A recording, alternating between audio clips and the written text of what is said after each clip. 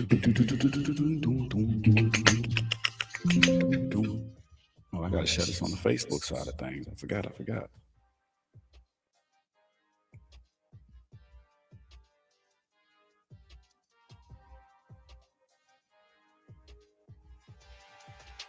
All right, we finna go live. 3.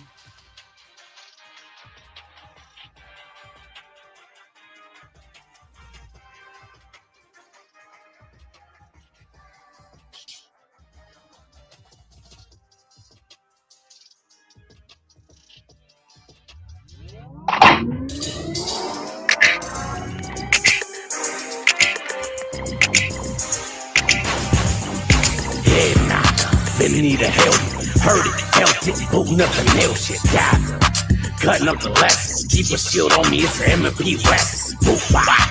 Blue shit, blue top. Big blue rolling in the city where it's blue hot. Blue wide. Knee deep, two side. Mind on script, got script. I'm a cool doc. Hold up.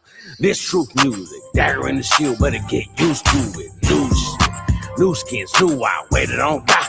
God came in due time, zealous. For the law, I'm jealous. My God, our God, nothing you can tell is Christ. Waiting on the chariots, crazy, scary, spooky, hilarious. Life's a little different when you active in the field. Keep a dagger in the shield. Life's a little different when you're active in the field.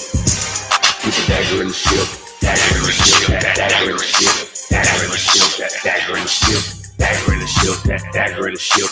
Life's a little different when you active in the field. On my shield, not a star, it's a lily. Lit up in heaven, but I'm still getting chilly. Bible on my hand, but I'm still toting Billy.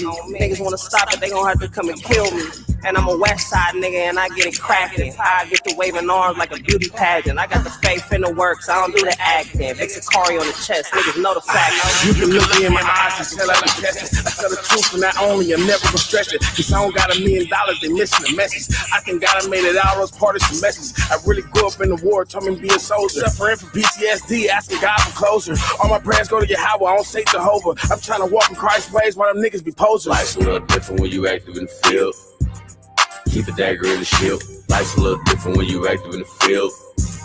Keep a dagger in the shield. Dagger in the shield. That dagger in the shield. Dagger in the shield. That dagger in the shield. Dagger in the shield. That dagger in the shield. Life's a little different when you active in the field. 10 toes, put in work for a Mashiach. Praying niggas got you in the picture like a Basquiat. Major eyes, when you look, they just copy out. Yeah, they ain't like niggas, they copy out. Niggas say they hit the field and they run plays. That's big cap like your granny on Sunday. To the kingdom, one door, yes, one way. Don't turn them down for these laws, we gon' run fade. Blue script, gold fringe, and the gold rollie. Gold slogan, 3 B's on my bruise, know me. The word got these demons mad, close fists like Arthur. Cause I go against the grain, I'm a bad barber. You see the crimson and gold, nigga. True nation run the west, we in control, nigga. TNC dagger man, shit is real. Wartime, we hit and kill with the dagger in the shield. Life's a little different when you active in the field. Keep a dagger in the shield. Life's a little different when you active in the field. Keep a dagger in the shield. Dagger in the shield. That dagger in the shield. Dagger in the shield. That dagger in the shield. Dagger in the shield. That dagger in the shield. Life's a little different when you active in the field.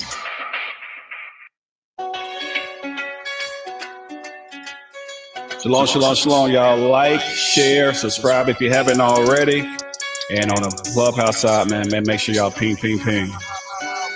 Ain't rockin' with no false prophets. Don't know what that feel like. Gon' wanna hear about your dream. No Martin Luther King, boy, this is real life. You came in like a savior, like you had a favor. My people still die. I can hear the pain and they still cry. They still sighing, you still alive. Ain't rockin' with no false prophets. You don't know what that feel like. Don't wanna hear about your dream. No Martin Luther King, boy, this is real life. You came in like a savior, like you had a favor. My people still die. I hear the pain and they still cry. They still sighing, you still alive. It's a lot of bloodthirsty wolves rapping in the prey when she's clothed. And I don't like sticks, keep my grass cut so low you can't even mow. Boy, your ears itching, you a hypocrite. What you doing when the book closed? Woe to the pastor that scattered the chosen, causing division, we gotta expose it. My people, they out here starving, you at the ATM making the deposits. Some of these niggas work these kisses for bridges and rivers on hope they promise. Do anything for the clout, praising your house shot out of your mouth, but lead us to slaughter like slaves in the auction. You traded your life in the field for a house. In the latter days, there'll be many that are going to pop in the face, giving heed to seducing spirits, doctrines of devils falling away. And in that day, many shall say, have we not prophesied in that name? But all those that loathe our law, the same will know it after death through pain. Like damn, you was just begging on Esau. Now you all hell begging on these laws. What's up with your doctrine? I thought you was solid, my nigga. I never thought you was a fall. I know we all got to answer to God. Yeah, how wish I know that I'm bearing my cross. But any man teaching, don't keep the commandments. At least up in heaven, I'm praying for y'all. False prophets, don't know what that feel like. Gon' wanna hear about your dream, don't wanna hear what this is real life. You came like a savior, like you had a favor. My people still die, I can hear the pain and they still cry, they still sighing, you still lying. Ain't rockin' with no false.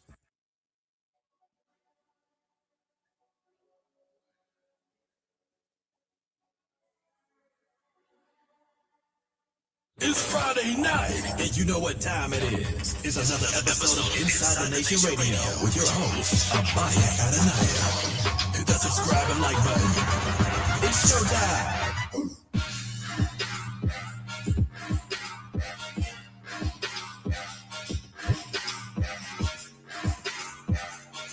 Hey, shalom, shalom, shalom, shalom, shalom.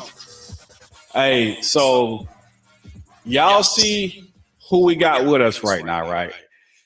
That's Captain Tazaryach, for those who don't know. The reason I need to introduce him like that, his face looking like that, because he thought Cross the Line Radio had all the hottest music. And he just heard we had it playing, and he can't take it. He don't know what's going on right now. Shalom, Cap. What's going on with you, man? Hey, shalom, Abaya. I appreciate it, man. What's going on, man? What's the other brother's name? I didn't get his name before we started. Rick Judah. I was just about to slide to my big eye. Okay. Hey, shalom, Rick. What's going on, brother? How you doing as well? Appreciate y'all having me on here. I'm doing all right. Shalom to everybody. Peace be with y'all. Grace and peace to the 12. Brother got on a Pacers shirt, man. I don't know what's wrong with him. He always got to do something out the way. He got a Pacers shirt on. I don't know why we're going to represent the Pacers today, man. Indiana. We told. That's why. We went to the finals. Should have won.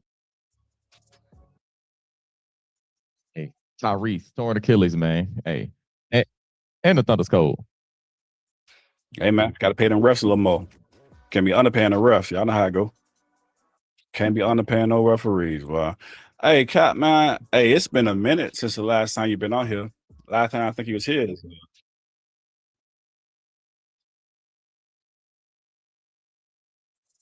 It was Holloway. That's Holloway.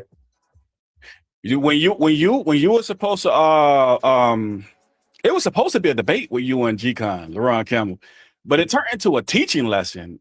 I can't remember. You remember that? It turned into a lesson instead of a debate, and I was over here all weirded out, like, man, I'm like, straight face.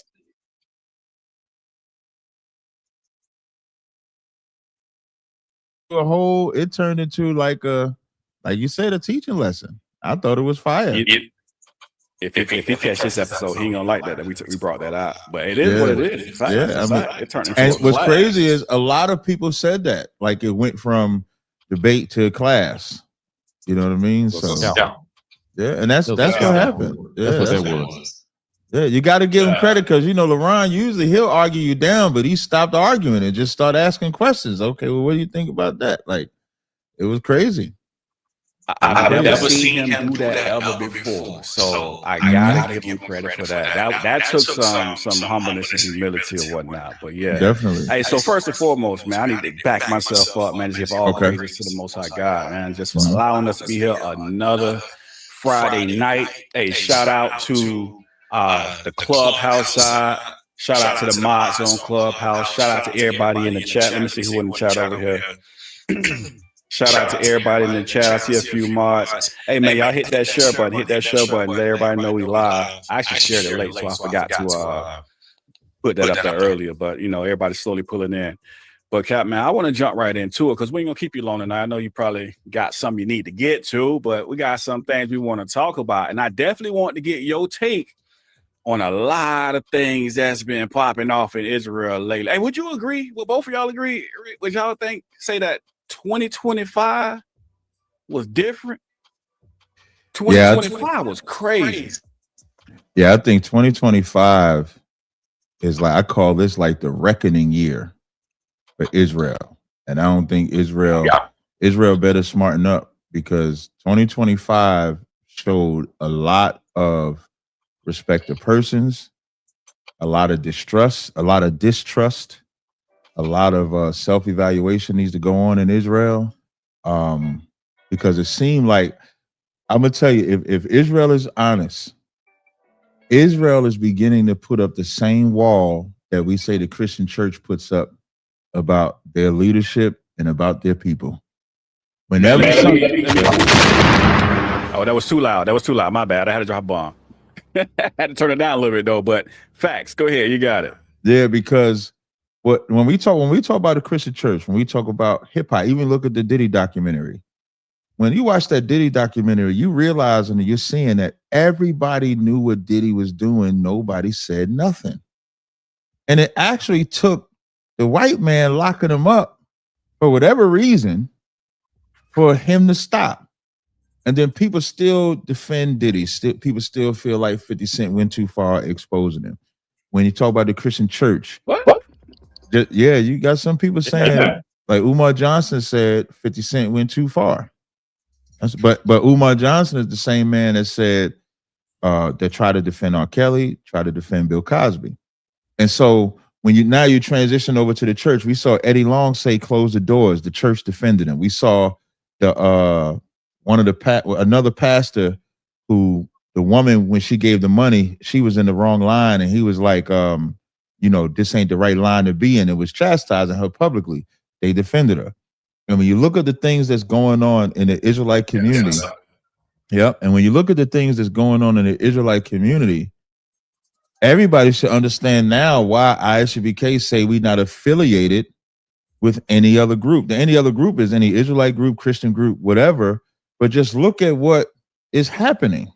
Sakari gone. It's gone. The brothers that was in there have decimated, went and done something else. You hear of other groups. Like I made a big stink about that group that had a woman pretend to be a man come to their tent, come to their Feast of Tabernacles, and then to check her out, they pull her under a tree and say, "Whip your rod out." and then she sends them a video of her whipping a rod out, and they circulating that around to other people to check out to see if the rod is real or not. What? Abaya. So you're not joking. You this really No, happened. I'm not joking. This really happened. She sent them a video of her pulling a rod out of her boxer drawers to show them that she had a male body part. And they was passing that around. They asked me if I wanted it. I said, hell no, I don't. I am not about to be a part of the rod chain. I'm not going to do that. I'm not doing that. And so then they went as far as to send this woman to get a what is it called? It's called a gender test, like where they go test to see if she was born a man or a woman. They put this woman through all this torment to know that she was just a woman. And the crazy part, and this all started from her being able to go on Clubhouse, make her voice sound like a man's voice, talk about the Bible, and people just believed it. People just believed that this woman, who was clearly a woman when you look at her, was a man, taught the Bible so well, brothers invited her to the group when they found out she was a woman, and she brought a woman, and the crazy part about it, she brought a woman with her.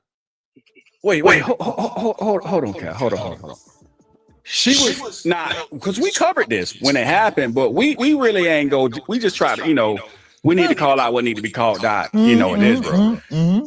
So you telling me that she was actually teaching, leading, like as? So I don't want to say leading. No. Yeah, I ain't saying, I don't want to say leading, but she was teaching on Clubhouse. She was reading scriptures on Clubhouse as a man.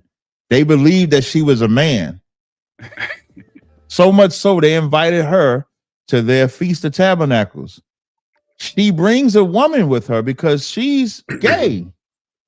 So they had lesbians at their tabernacles. And all of this transpired. Right, and all of this transpired on Clubhouse. And my point of saying the reckoning for Israel is that Israel is, and then after all that gets exposed, that same group still gets to go and be men of the Most High. There's no self-evaluation. There's no elder, as they would call it. There's no sitting down to relearn how to be whatever it is you think you got to be an Israelite. You're just allowed to go and keep teaching. When you go to what happened with Guerrilla Hebrew, when we find out what happened with Guerrilla Hebrew, there's nobody that talked about it more than me. And I always tell people this is why I talked about Guerrilla Hebrew as much, and even he respected it, is because if I didn't, I would be like what we say the Christian church is with Eddie Longs, with all of them, where they get defended because everybody know me and Guerrilla Hebrew's relationship was cool. We didn't have no issues at all. Any issue we had, I had to sit down. This kind of covers two things. I had invited IUIC and Sakari to my Atlanta school. This was back in 2023, I believe. In 2023, I invited them to my school so we can work out whatever differences that they had with the school, with ISUBK. Guerrilla Hebrew came, apologized for the things that he said about Commander Jenny Hanna. And so we was all right. So everybody knew that, we was cool. So when that happens, it's like, okay, is Cap gonna protect Guerrilla or is Cap gonna condemn Guerrilla? And I condemned him because that's what we're supposed to do. But people wanted him to be able to still be the chief high priest. So I don't like Israel. Israel has a horrible Israel. If we don't get it together, we're no different than the Christian church. There's nobody that sits down. And I want to highlight a brother, Priest Daniel Allah from Lions of Israel, right? A lot of people don't know this. I don't think he's ever said it, but I always tell him whenever you hear me talk about Israelites, I'm never talking about him. I told him this since 2014. Anytime you hear me say Israelite this, Israelite that. And the reason why I say that about him is because he's a brother that has earned that respect from me since I've known him. Never heard nothing or anything. But I think the Israelite nation disrespects the shit out of Priest Daniel Allah. I think Daniel Allah, all these Israelites that start these groups and everything like that, they always say, well, Daniel Allah is my elder, Daniel Allah is my elder. And I think they all are liars. All of them are liars. Because when I talk to Daniel Allah, or when things goes wrong, and you'll hear Daniel Allah said, I told him not to do it. They didn't listen to me. He cannot be an elder. There's no point, like I got generals and captains over me. There's no point of having a captain or general over me if they tell me something and then I don't listen to them. And nobody listens to the advice of Priest Daniel Allah. It's to the point I wish Priest Daniel Allah would stop. And I'm talking about everybody, all of the different camps, if y'all want to call them that, or schools or congregations, whatever y'all want to call yourselves, that have rejected the counsel of Priest Daniel Allah. What is the point? And I'm saying that to say, people could say they don't like ISUBK and our stance. Well, what is the reason you don't like Priest Daniel Allah and his stance? Because Priest Daniel Allah is in support of you building whatever it is that you want to build. I'm not. I don't want you to build. I don't want you to build nothing. I would rather you build it under a strict order. Daniel Allah is the opposite. So you're kind of getting what you want, where you have somebody that comes from the old school, as they're looking for somebody to come from the old school. You got Priest Daniel. Somebody that knows some of the old way, you got Priest Daniel. Somebody that can advise you got Priest Daniel. But you don't listen to what he says when it counts. You only listen to what he says when it helps your side. So Israel is learning, and even when you go back with the Sakaris, right? I want to shout out Zara. I think she came up with this term. It's called the assover. When they had that assover, right? House of David, another group of men that I respect. If I can give a side story, when I went to Israel, House of David happened to be there the same time that I was in Israel. And so they reached out to me. They was like, Cap, have you ever seen this part of Israel? I said, I ain't never been to Israel. I was staying in Ashkelon in Israel. I can't remember where they were staying. I can't remember exactly Telerad areas where they were staying at. And those men drove 90 minutes to come and get me, just to drive 90 minutes back to take me to different sites. So when y'all see me see Sodom and Gomorrah, the Dead Sea, Mount Olives, stuff like that, Barak, Mathathawa, and the other gentleman that was with him, they're the ones that brought me there. They established something called Masharala. I believe that's how you say it, right? And Masharala is something that they wanted all the groups to come together so they could work out issues, work out problems. When Passover happened, now Sakarian was a part of that. When the Passover happens and they say, hey, you got to sit down and regroup, they left it. So when people talk about ISUBK and our stance and y'all want something that's more congruent to us coming together, what we're finding out is that Israel only wants to come together if they can do what they want. But if you ever restrict them and tell them what to do, they're just going to break off from you, do what they want. And then we see the ramifications of them doing what they want. This is a horrible year for that Israelite community. It is. Let me ask you something real quick. Along those lines. All right. And that's actually a fair point. Those are extremely fair points, because we did see that. We seen, all right, you're trying to be corrected, you left and went over here. You said something earlier though. You say even Guerrilla Hebrew respected when you called him out. So y'all had that conversation where he was like, I understand what you was doing, because in reality in Israel, that's Torah. We're supposed to call out what we see as wickedness or going against Torah. So he told you that, like I respect the fact that, or y'all came to that understanding that he was respecting the fact that you was calling him out. Yeah, not in the beginning, of course, but this was like when did I get asked by vocab? So this was like, what's this, December? So this might have been like October or November, as we was exchanging text messages when vocab asked me about that whole would I debate the Genesis cats. Gorilla had hit me up and told me that they had contacted him too. So as we're conversing over that, that's when I said to him directly, I said I had to do that. And, he responded and understood it. So it wasn't an oral conversation. It was a text conversation. Text message. Okay. Yeah, okay. No, I can see that. You said about, because you're making a point about how people, now, I made a Facebook post. I forgot what post it was exactly. It may have been the flyer I made. I can't remember what it was exactly. No, I actually think it was before that. But you were referenced, and that was a particular brother. He does follow the platform, been a good brother, that I know, that supports a lot. But hey, look, Cap, it might be an understatement to say you his least favorite person. You know what I mean? And one of the reasons you are his least favorite person, I'm just gonna say ISUBK are his least favorite people, is because of that statement where you say, well, we're not a part of any other, we're not affiliated, right? And the statement has been made by, if you're not with ISUBK, you're not in the truth, right? Or if you're not with us, what is that truth like you're talking about? Because I think, I'm gonna tell you, I think we've already talked about it already, about my thoughts and my outlook on it. But I'm gonna tell you that I don't think a lot of people look at it from different angles. So what is that truth? And maybe you can help brothers to understand what you saying truly when you say that, or ISUBK say that. Gotcha. I think if you take this year, who's gonna say that they're affiliated with Sakari? Nobody. For those that take the position of salvation is only for Israel, who's going to take that position now with Genesis? Genesis has changed their position. So when we say, if you're not in ISUBK, you're not in the truth. If you just take this year, a lot of truth have changed for Israelites that at one time had a different form of truth to now having another form of truth.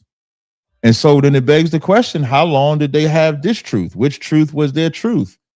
Will this truth change? That's with anybody. I'm just using them as an example because they're current. So for us, we have not changed the truth. Salvation is for Israel, the kingdom of heaven, whatever the subjects you want to talk about it. That's one side of it. Another side is the origin of why we started saying that. And I always bring this out when GMS, another group that people call elders, who openly teach that in the kingdom of heaven, if they grape your daughter, I got shekels for you. Yeah. If I grape your daughter, here's 40 shekels. I just graped your daughter against the will. Here's shekels for you. And people are called them elders. That's how the term we are not affiliated with no other group started because of them teaching that, getting into an argument with these white women on camera and telling them white women when they get in the kingdom, they're going to break them in the kingdom. And when we saw that video, people started coming to us asking us, y'all teach that? Y'all teach that? And so we never had a stance that kind of separated us from that.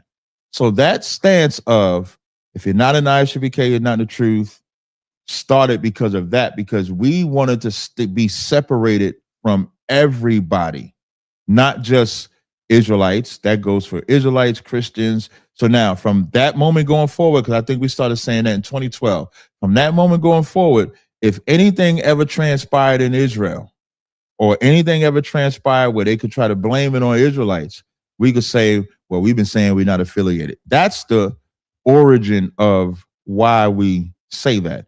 Now, of course, when people hear that, they get in their feelings. But you made a point that I don't want to steal from you. But you made a point, so I want to give you credit for making the point. What ISUBK says about Israelites is what Israelites say about everybody else that's not following their belief. They'll say Christians not gonna make it, Muslims not gonna make it, these people not gonna make it. I don't know why people get it. If somebody told me, Cap, you're not in the truth, it wouldn't even mean anything to me. Like ISUBK shouldn't bother people that much when we say if you're not in the truth. The only way I think it bothers you is if maybe you question if you're in the truth or not. Because if you feel you have the truth, why does what we say about it matter? Especially after we give you the explanation. Because now the question that I would have for them, Abaya, is GMS that teaches that you can grape a woman, you're going to sleep with 12-year-old girls. Is that the truth? Hey, listen, Cap. Let me reply. And Rick, if you want to jump in. But listen. So my former career. I got a little resume. United States Navy. I've been a paramedic. Don't work in the jail. Law enforcement. Tactically trained. Did all that, right? Now, each level that I'm going up, and I finally got to the law enforcement level. So they do like interviews. They interview your family. They want to know your background. They want to know everything about you. Right. And so at the time I had on my Facebook page from Jerusalem, right? I'm from Jerusalem. And okay, so they started researching why I got from Jerusalem. And I thought you said you was from South Florida, right? Nah, but you saying you from Jerusalem. So when they looked into it, so like I said, they interview your family. Now check this out. While interviewing my family, my mom called me and she was a little upset about some of the questions they were asking her, right? And some of those questions were about children, if you get where I'm going, right? Has he ever been like this way with children? And I was mind blown. And so when I did my first, on my way to the end of the hiring phase, it's a long hiring phase, background, no exaggeration, my background packet was this thick, right? It was this thick. When they asked me to come back in, man, things seemed like it was this thick, right? I'm like, where y'all got this from? But what they did was start researching Israelites. And when they started researching Israelites, out of all the groups that they researched, guess who it was? That what you just said. And that's why they was asking those questions. And at that point, I had to disassociate myself. Like, no. It ain't not like that. And I had to, turn like, hey, listen. There are some radicals in every religion you go into. Hey, the Klan said they got to kill black people in the name of Jesus. Are you part of the Klan? No. And they're like, oh, okay, we get what you're saying. Like, but I say that back to your point, because that's the first time I ever heard why y'all started saying that. And to that point, and we're going to get people to, so we're going to open up the phone lines if y'all want to call in, quick question, quick comment, say what up, whatever the case may be, and come up to the stage or whatever. But to that point, I can't say that's not fair. I can't say that's not right. And real quick, I'm gonna land and I pass the mic to Rick if you want to jump here too. What Kat was talking about earlier when he said the point that I made, I started looking at it differently because I started asking myself, is that any different that I tell my Christian brothers and sisters, family, cousins, uncles, whatever, like you ain't getting in the kingdom. Now I know some people gonna still disagree with that, they're gonna be like, well, we saying it based off what's the Bible actually say, but you're still saying off what you believe and what you understand to be true. You're still telling them that they're not getting into the kingdom. I'm like, well, that's kind of the same exact thing that y'all be hating on the UPK for. And so that's what made me that realization start coming. I started thinking about it from that angle. If y'all was confused on what he was saying earlier. And but if I could, before you go, Rick, I I want to something I've been offended by. I've never really took it like, oh my gosh, I can't believe they say that. I can't believe that. I mean, at first it is kind of like, it's a shock. Everything is a shock, especially when you first come to the truth. When I first heard, Caucasians with the devil, I was like, oh wow, but then it's like, well, okay, I'll go ahead and hear it out. And that's kind of what it is. So when I first came in, of course, I made no secret. I said, I came in with IUIC. Everything that's being taught there, they're saying, if you're not here, you're not in the truth. They don't say it, but they say it. So if you're getting the teachings, you're getting understanding, they're trying to get everybody under that umbrella, believing the same way, keeping the commandments the same way.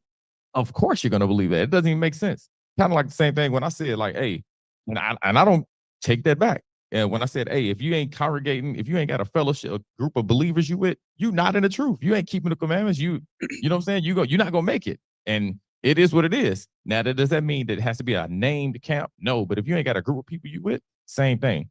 You have to actually stand on what you believe. And if you don't stand on what you believe, then how can you say you believe it? You got to actually draw a line. It's called boundaries, barriers. If you ain't got barriers, then what you saying, does it really stand or is it just, lip service? Facts. Real quick, Cap, before you jump back in there. Yeah, no hey, problem. listen, there's 202 people watching. We got 53 likes. Like, listen, I tell y'all this every week. I was raised in the South. Before we go in somebody's house, we wipe our foot off on the rug. And how you gonna do that on the platform online is by hitting that like button. Wipe your foot off on the rug. Show respect when you come in. It's free. You don't even have to pay for it. Come on, man. It's free. If you're on the Clubhouse side, hey, support the platform. Ping, ping, ping. Let's get involved in the conversation. Because I think there's some good points that's being raised. Everybody like to sit back and be mad at him. Well, he just made some great points. We about to open the phone lines here shortly. I would love to hear somebody address those points again, because that's my first time hearing the history behind why it's being said. But go ahead, you got it. Well, and I wanted to clear up something else. One of the brothers in our school was debating some off-brand Sakari group that changed their name, and I changed my name too. But one of the things he said, I just want to make sure is clear. We don't teach that you won't make it to the kingdom if you're not an ISUPK. That's not something that we teach. And that's why I wanted to explain what we mean when we say you're not in the truth. So I hope everybody understands that. But we do not teach that you won't make it into the kingdom unless you're an ISUPK. We don't teach that. I don't know if when the brother was in the middle of the battle, he just wanted to stomp him out like that. But we don't. That's not a teaching that we actually teach. So I just wanted to make sure that was clear. I want to be able to clear that up. Cap, I think that's literally what everybody believes. You saying if I'm not an ISUPK, then we can't get into the kingdom. It's basically no, that's not true. That's not what we're saying. You know what that reminds me of, man? I remember when I first came on Clubhouse, and two of my favorite sisters of all time on Clubhouse is Yakira and Humble Lily, right? And I remember when I came on there, and as you know, when you build relationships and stuff like that, they told me that brothers was teaching that a single sister can't make it into the kingdom unless they're married to a man. And that's what that kind of reminded me of. And I had to actually go and defend those two sisters against brothers that was teaching that madness. So I just wanted to make sure that part was clear. When we're saying you're not in the truth, that's what we mean. As far as whether you're making it in the kingdom or not, that's up to the Most High. I just wanted that to go on the record. Real quick question. I know you said, so you're basically saying that in Romans 14, James 4, where it kind of talks about like, as long as every knee shall bow, as long as the person's sincere, it is what it is. Is it kind of that type? Yeah, that's up to the Most High. Right. Okay. Mm-hmm. So, Cap, now we got to talk about it. Well, we got to talk about. Somebody asked me. Right. They said, Abaya, you see the online war that's going on. So the online war, Yeah. I'm telling you how I was phrased. I'm telling you what I was told, right? ISUPK and Genesis. I said, oh man. I say, and I have seen a few things going back and forth. So I was like, man, I gotta ask him about it. What's this whole thing? Like, why did, I'm not gonna call it an online war, but I know there is some disagreement. Why the back and forth, the disagreement with Genesis? Like, what's going on with that situation? Okay, I don't know if I could call it a war because we've never actually went to war with each other. The closest was last year. Hassad came on my live stream, and I actually just tried to have a conversation with him. I didn't want to debate. If anybody looks at my past, my history of debating, I've only debated technically one Israelite. His name was Yara on reincarnation. Outside of that, the other closest one was Zion Lex, but he punked out. That's the only two Israelites that I've had any form of debates, because debating Israelites is not an advantage for ISUBK. So that's why, if anybody wants to know, but I would have had a conversation. So I tried to have a conversation with him. It was just turned into a debate. The issue that I had with anybody, so it just so happens to be Genesis. I don't personally know Deacon. I don't personally know Hassad, even though I met Hassad, but I just didn't remember. Hassad reminded me, because he used to be in ISUBK too, and he reminded me of him staying at my brother Zakar's house in the Bronx for a Passover. So it's more so about what people like that are doing to the Israelite community. For some reason, Israelites think it's fun to just debate. I made a post the other day, like, if you couldn't debate, would you be in the truth? I made that post because debates is cool, but I remember Kadazar debated Darash on his Ruth the Moabite. I remember that. Mm-hmm. The consensus was that Kadazar won. People that believed that Ruth is a Moabite came to Kadazar, said he won. But even though they said he won, they said, but Ruth is still a Moabite. She's not an Israelite.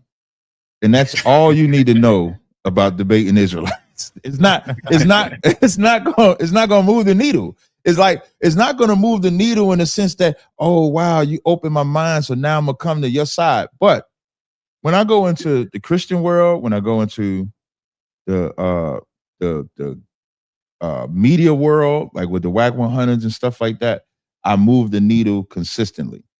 The issue with brothers like, and it ain't just Genesis, it's Sakari, it's any Israelite that does not take this job seriously, I'm always gonna have an issue with. What do I mean by seriously? You do not, if you take the position as elite, I think in Sakari he was a deacon, he was number 2, right? If you take that position, your life is not your life anymore. Your life belongs to the people that you're saying you're leading. It belongs to them. So everything you say, they might believe you. Everything you do, they might believe you. And when you tear down their belief, I'm the one that people may not notice, but I'm the one that people come to and say, Cap, are you going to speak about this? Cap, can you do this? Cap, can you talk about this? Nobody's talking about this. I believed them. I thought they was this way. Now they this way. And it just presents confusion. And I hate that, because what I see forming with all these different groups is what we talk about. You know how many different denominations of the Christian church? That's what you're about to have in the Israelite community. In the Israelite community, how you got Baptist, Methodist, Episcopalian, this one, that one, this one, that one, that one, this one. You know how many Israelite groups? They about to run out of alphabet acronyms. They're going to be using hieroglyphics. They're going to be using the Lashawan Kodash pictographs to describe their Hebrew Israelite group. So I personally hate that. And when I see that you don't have integrity, if I can talk about Christians all day and their lack of integrity, I'm going to talk about you and your lack of integrity. And the minute you say, so like, for example, when they first broke off from Guerrilla Hebrew, I questioned their brotherhood. They asked me to do a debate. That's all I needed to know about everything about them. How, if I'm questioning your brotherhood and the answer is to have a debate if we're in the New Testament or not, why ain't you correcting me on being wrong about my brotherhood. Excuse me, about your brotherhood. If you got brotherhood, beat me on what I'm talking to you about. Don't talk to me about something I'm not talking to you about. So the debate is to distract that you don't have brotherhood. So, and when you fast forward to now, here's what's diabolical.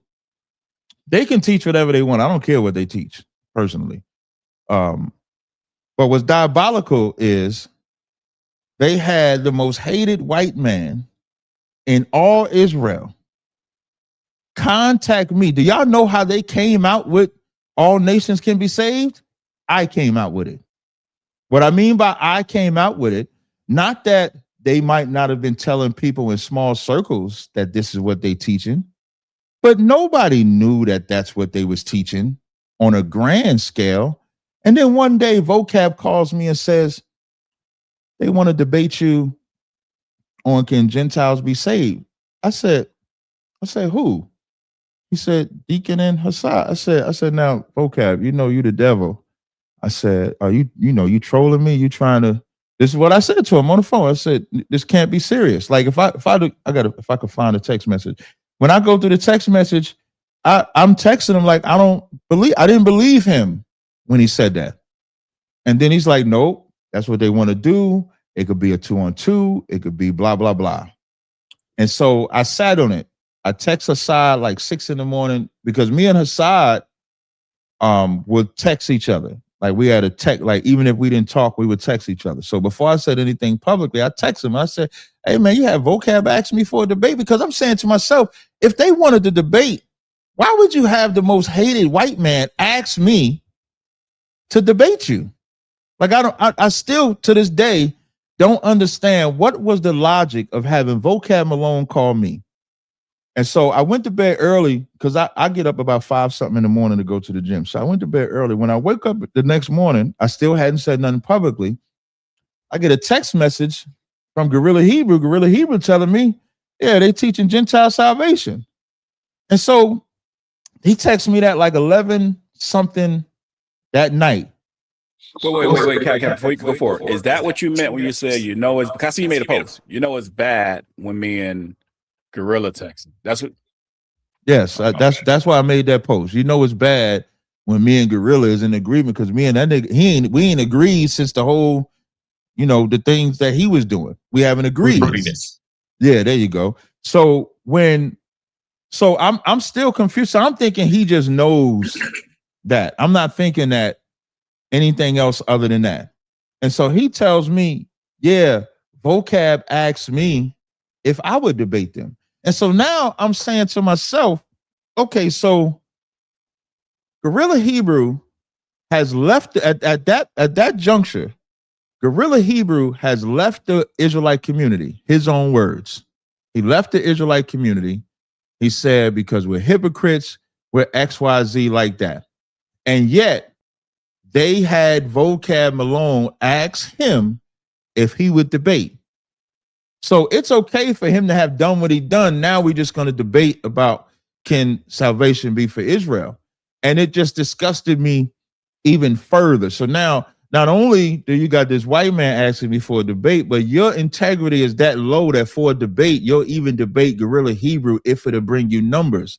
So that tells me they don't have a desire for the truth of the Most High because there's better ways to do it.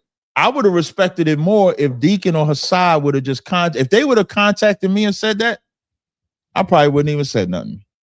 I would have let them do it however they wanted to do it. Let them come out on their own time, reveal it, XYZ like that. But to have Vocab Malone contact me was the most disgusting shit I ever heard. They'll never in their lifetime get respect from me ever. So it ain't have really nothing to do with them, you're saying. It's the process or the method in which they took during this whole process. Their lack of integrity. Like you go into Vocab. And we know what Vocab calls us terrorists, says we're not Israelites, says we're not anything. So for me, Vocab Malone is the chief head priest of Genesis. That's their leader. That's their rabbi. That's their God. Whoa, I'm not going to even touch that one. Listen, if Genesis, y'all watching, I'm over the phone. Yeah. So y'all touch. I'm not touching. All right. I can see your angles. Here's what I'm seeing right now. Everything that people have been talking about, even when we was just talking about, hey, ISUPK, home of the truth, you're not in truth, you're not here. People believing that ISUPK saying you can't get into the kingdom. Even this situation, to me, there has been a logical response. I mean, I can understand. You know what I mean? Matter of fact, let me get the chat involved. Chat. Now it's over 250 people, and we still got 100 likes, man. 110 now. Oh, hey, let me tell you what I would do for that, Abaya. For the likes, what I do is on YouTube, I create a poll and I say, have you thumbed up the video? And people want to answer the poll, and sometimes that gets them to like the video. And then what I also do periodically, I sympathize with them. I say, listen, man, when I hop on the channels, I don't like the videos either. Let's all just do it together. Let's just go ahead and double tap that screen. So if you're on Inside the Nation Radio right now, it don't cost much to just double tap the screen on the phone. And as you thumb up the video, it increases the algorithm so that the video could go into more spaces. So make sure you thumb up the video. Facts. Hey, you know what's sad though? We had to give a whole speech and create polls just to get a like. And it don't cost you nothing. It don't cost us that to support each other. But come on, man. Hey, so chat, let me get y'all involved. Listen, I want y'all to drop a 1 in the comment section, whether you agree or disagree. And if you disagree, it's fair. All right, you could agree or disagree. But drop a 1 if what you just heard, those are logical responses. Drop a 2 if you think they're not. But I'll drop a 1. I mean, because I think it's very logical. Drop a 1. It made sense, right? It made sense. And I let brothers speak for themselves. I do have something else I want to ask you concerning that. All I'm saying is ones. All I'm saying is one so far. And again, it comes down to, I think this is what brothers got to start communicating with each other more. A simple question. Hey, Kat, what you mean by not in the truth? Are we not getting the kingdom? Nah, that ain't what we saying. What we saying is, you know what I'm saying? A lot of you jokers do this, so we just not associated. And here's our history behind it. And we never said, it's just simple communication, right? And again, how many of us have told our Christian brothers and sisters, uncles and aunties that you ain't getting in the kingdom if you ain't over here doing what I'm doing? It's the same concept, right? Hey, you know the term they say, Abaya? They say you the 2/3. That's the equivalent of what we say. Y'all the 2/3. The Christians the 2/3. You know what that when you call somebody a 2/3, you're saying they're gonna die. We're not saying you're gonna die. When they call you a 2/3, they saying you're gonna die. So I think people need to get out their feelings about it. And if I could talk about Priest Daniel Allah again, the relationship I have, he goes to the priest. That's definitely, he goes to the gym that I go to because of our relationship. And him and I have these conversations often. And that's why I just wanted to resonate with everybody. If you're not listening to Priest Daniel Allah, you can never complain about ISUBK's stance. If you some Israelite camp out there that calls Daniel Allah, Priest Daniel Allah, your elder, and you never listen to him in the crutch, in the grind, when it counts, when he's telling you not to do something, then you're worse than what we say, because that's a brother that is actually trying to help you, and you reject his counsel. The scriptures say, when you seek counsel, repent not. But you know how many groups don't listen to Daniel Allah? All of them. That's facts. And Daniel Allah, that's an elder who definitely gives you some wise counsel. I've had conversations with Daniel Allah priest, and he's told me that, hey, Raya, I didn't say that. You know what I mean? He clears it up. I said this. They don't listen, So I know what you're saying is actually true. Sound like you're saying so let me they the 2/3. Listen. hey, Rick, if it gonna be said, Rick gonna say it. Hey, I'm telling you, look, most Negroes don't listen. They don't want to listen. They don't want to follow. Everybody just want an excuse to do what they want to do. That's why the vast majority of people don't even leave Christianity, which is the gay gospel. They stay in it. But as far as people in it's so-called in the truth, like most people in the truth, like it's Christianity now, just dressed up in fringes and the beard and the border blue. That's all it is. What? He said the gay gospel. Hey, You know, I can't Christianity even is. debate you though. Yeah, I can't even debate you on that. Let me ask you something else concerning this before we move forward. Well, we've been live for about almost an hour now. I saw a video, and I can't remember everything that was said, but I know you seemed pretty upset in that video in reference to Genesis, and you was like, you know, I hope you're destroyed and this and that. Woo, where that came from? Now I got a follow-up question because I thought about something I want to ask you. I want to ask a follow-up question to that. I meant every word of it. I pray to the Most High that Genesis falls and just burns to the fucking ground. Excuse my language. They're a detriment to like group, and this ain't just Genesis is just a name. It could be anybody. And the reason why I say that is because all of the people that trusted the very words, every word that came out of their mouth. Imagine how many Israelites. That's what I'm speaking for. I'm not speaking for me. I don't listen to them. I'm not taught by them. I gain nothing if they get 1 million followers or they get one. I gain nothing from it. So I'm not even speaking from my opinion. I'm not speaking from how I feel. But imagine all of the people that learned from them for years. And as they learned from them during that time, that's the truth. This is unbeatable. This is unbreakable. This is everything.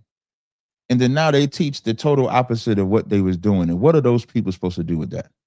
How do those people recover? How do those people now gauge what's true and what's false?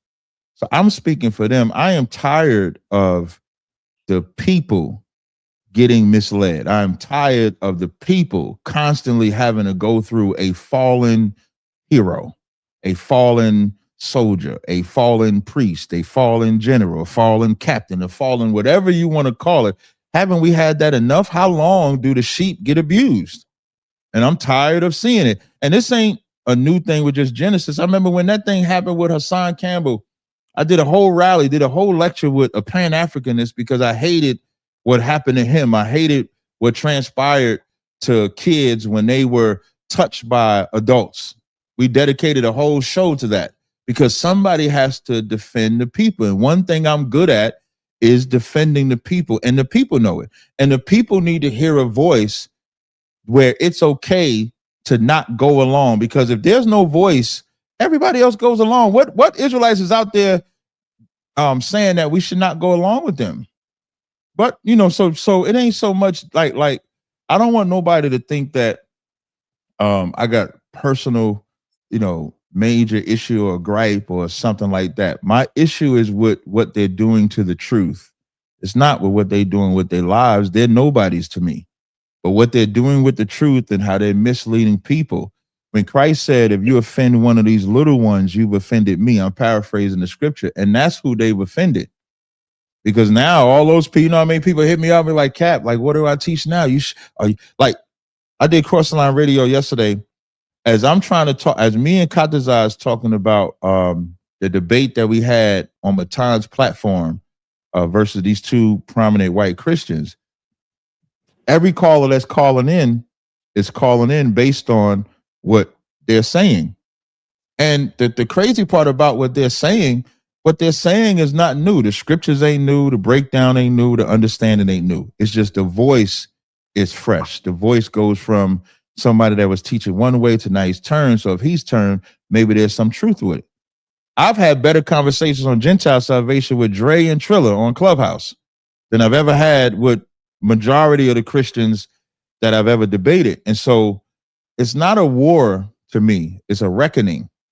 It's a reckoning for all Israel to wake up. And the Bible says, let God be true and every man a liar. So I don't have no war with them, but I do want them to burn to the ground. Like I want the Christian church to burn to the ground because they're misleading my people. So let me ask you this. Go ahead, Rick. You got it. I was gonna say, I was gonna jump in this really fast. Like, here's the thing, and I'm seeing some of the comments, and it seems like somebody's having an issue with it. Not just him. I've seen somebody else say it, that he's saying he wished the organization or what's going on with what they doing would burn to the ground. I have a problem with people being more offended at somebody standing for the word of God. Psalm 97:10 talks about ye that love the Lord hate evil. How can you be in the truth and you don't hate evil? If you see something that's evil, you should want it to be eradicated. Why would you be okay with it still being around if you dislike it? So yeah, if it's anything that I think is against the Most High, I want it to burn to the ground. I don't care if they call themselves Israelites, Christian. I don't care what they are. They're against the Most High. Dead. But people are more offended at that than sin or any type of wickedness. Anything is going against the wisdom of the Most High. Yeah, you should be offended That's at what I was people going going. against that. That's the problem. And I don't know. It's just crazy to me. No, I get what you're saying. That's what I was going to ask Cap too about. So when you say Genesis, you're saying the organization, the camp? Are you talking about the people personally, the brothers personally? Like you see how Sakari burned down to the ground, just like that. But is that the you want the organization to stop because of what the organization is doing? But oh, what okay, about I get what you're brothers? saying. Yeah, I ain't wishing no. I don't want them to burn. I ain't got that kind of power. Only thing I will say though, Elijah did say after he beat them 450 prophets of Baal, he did slay them, but we not in that time, so I ain't gonna go that far. But I do want that'd to be like calling the prophets of Baal, wouldn't it? And wouldn't that be you saying that? It's about Israelite brothers here. That's what it's like though. When you start teaching that, when you start teaching what Christians teach, that's what we're saying. Because what I'm saying should happen to them is what we say should happen to the Christian church. Christian church should burn to the ground too. So they're teaching what Christians teach. It's no different to me. The reason why people are offended by it is because if you call yourself an Israelite, have an Israelite name, for some reason, like Israelites' mentality just changed, where they think it's different because they got an Israelite name. It's different because they say Yahweh or Yahweh Shai, Yehoshua, or whatever type of Hebrew they use. They think it's different. And so I think that they should burn to the ground. I'm not talking about themselves burning, but Genesis should stand no more, just like the Christian church should stand no more. They should get themselves together. Even the transition of them, when you think about it, majority of people did not know that that's what they taught. And so boom, they just come out with it. There's no transition, there's no break, there's no nothing. So they go from leaving Sakari, no transition, no break. They go right into teaching.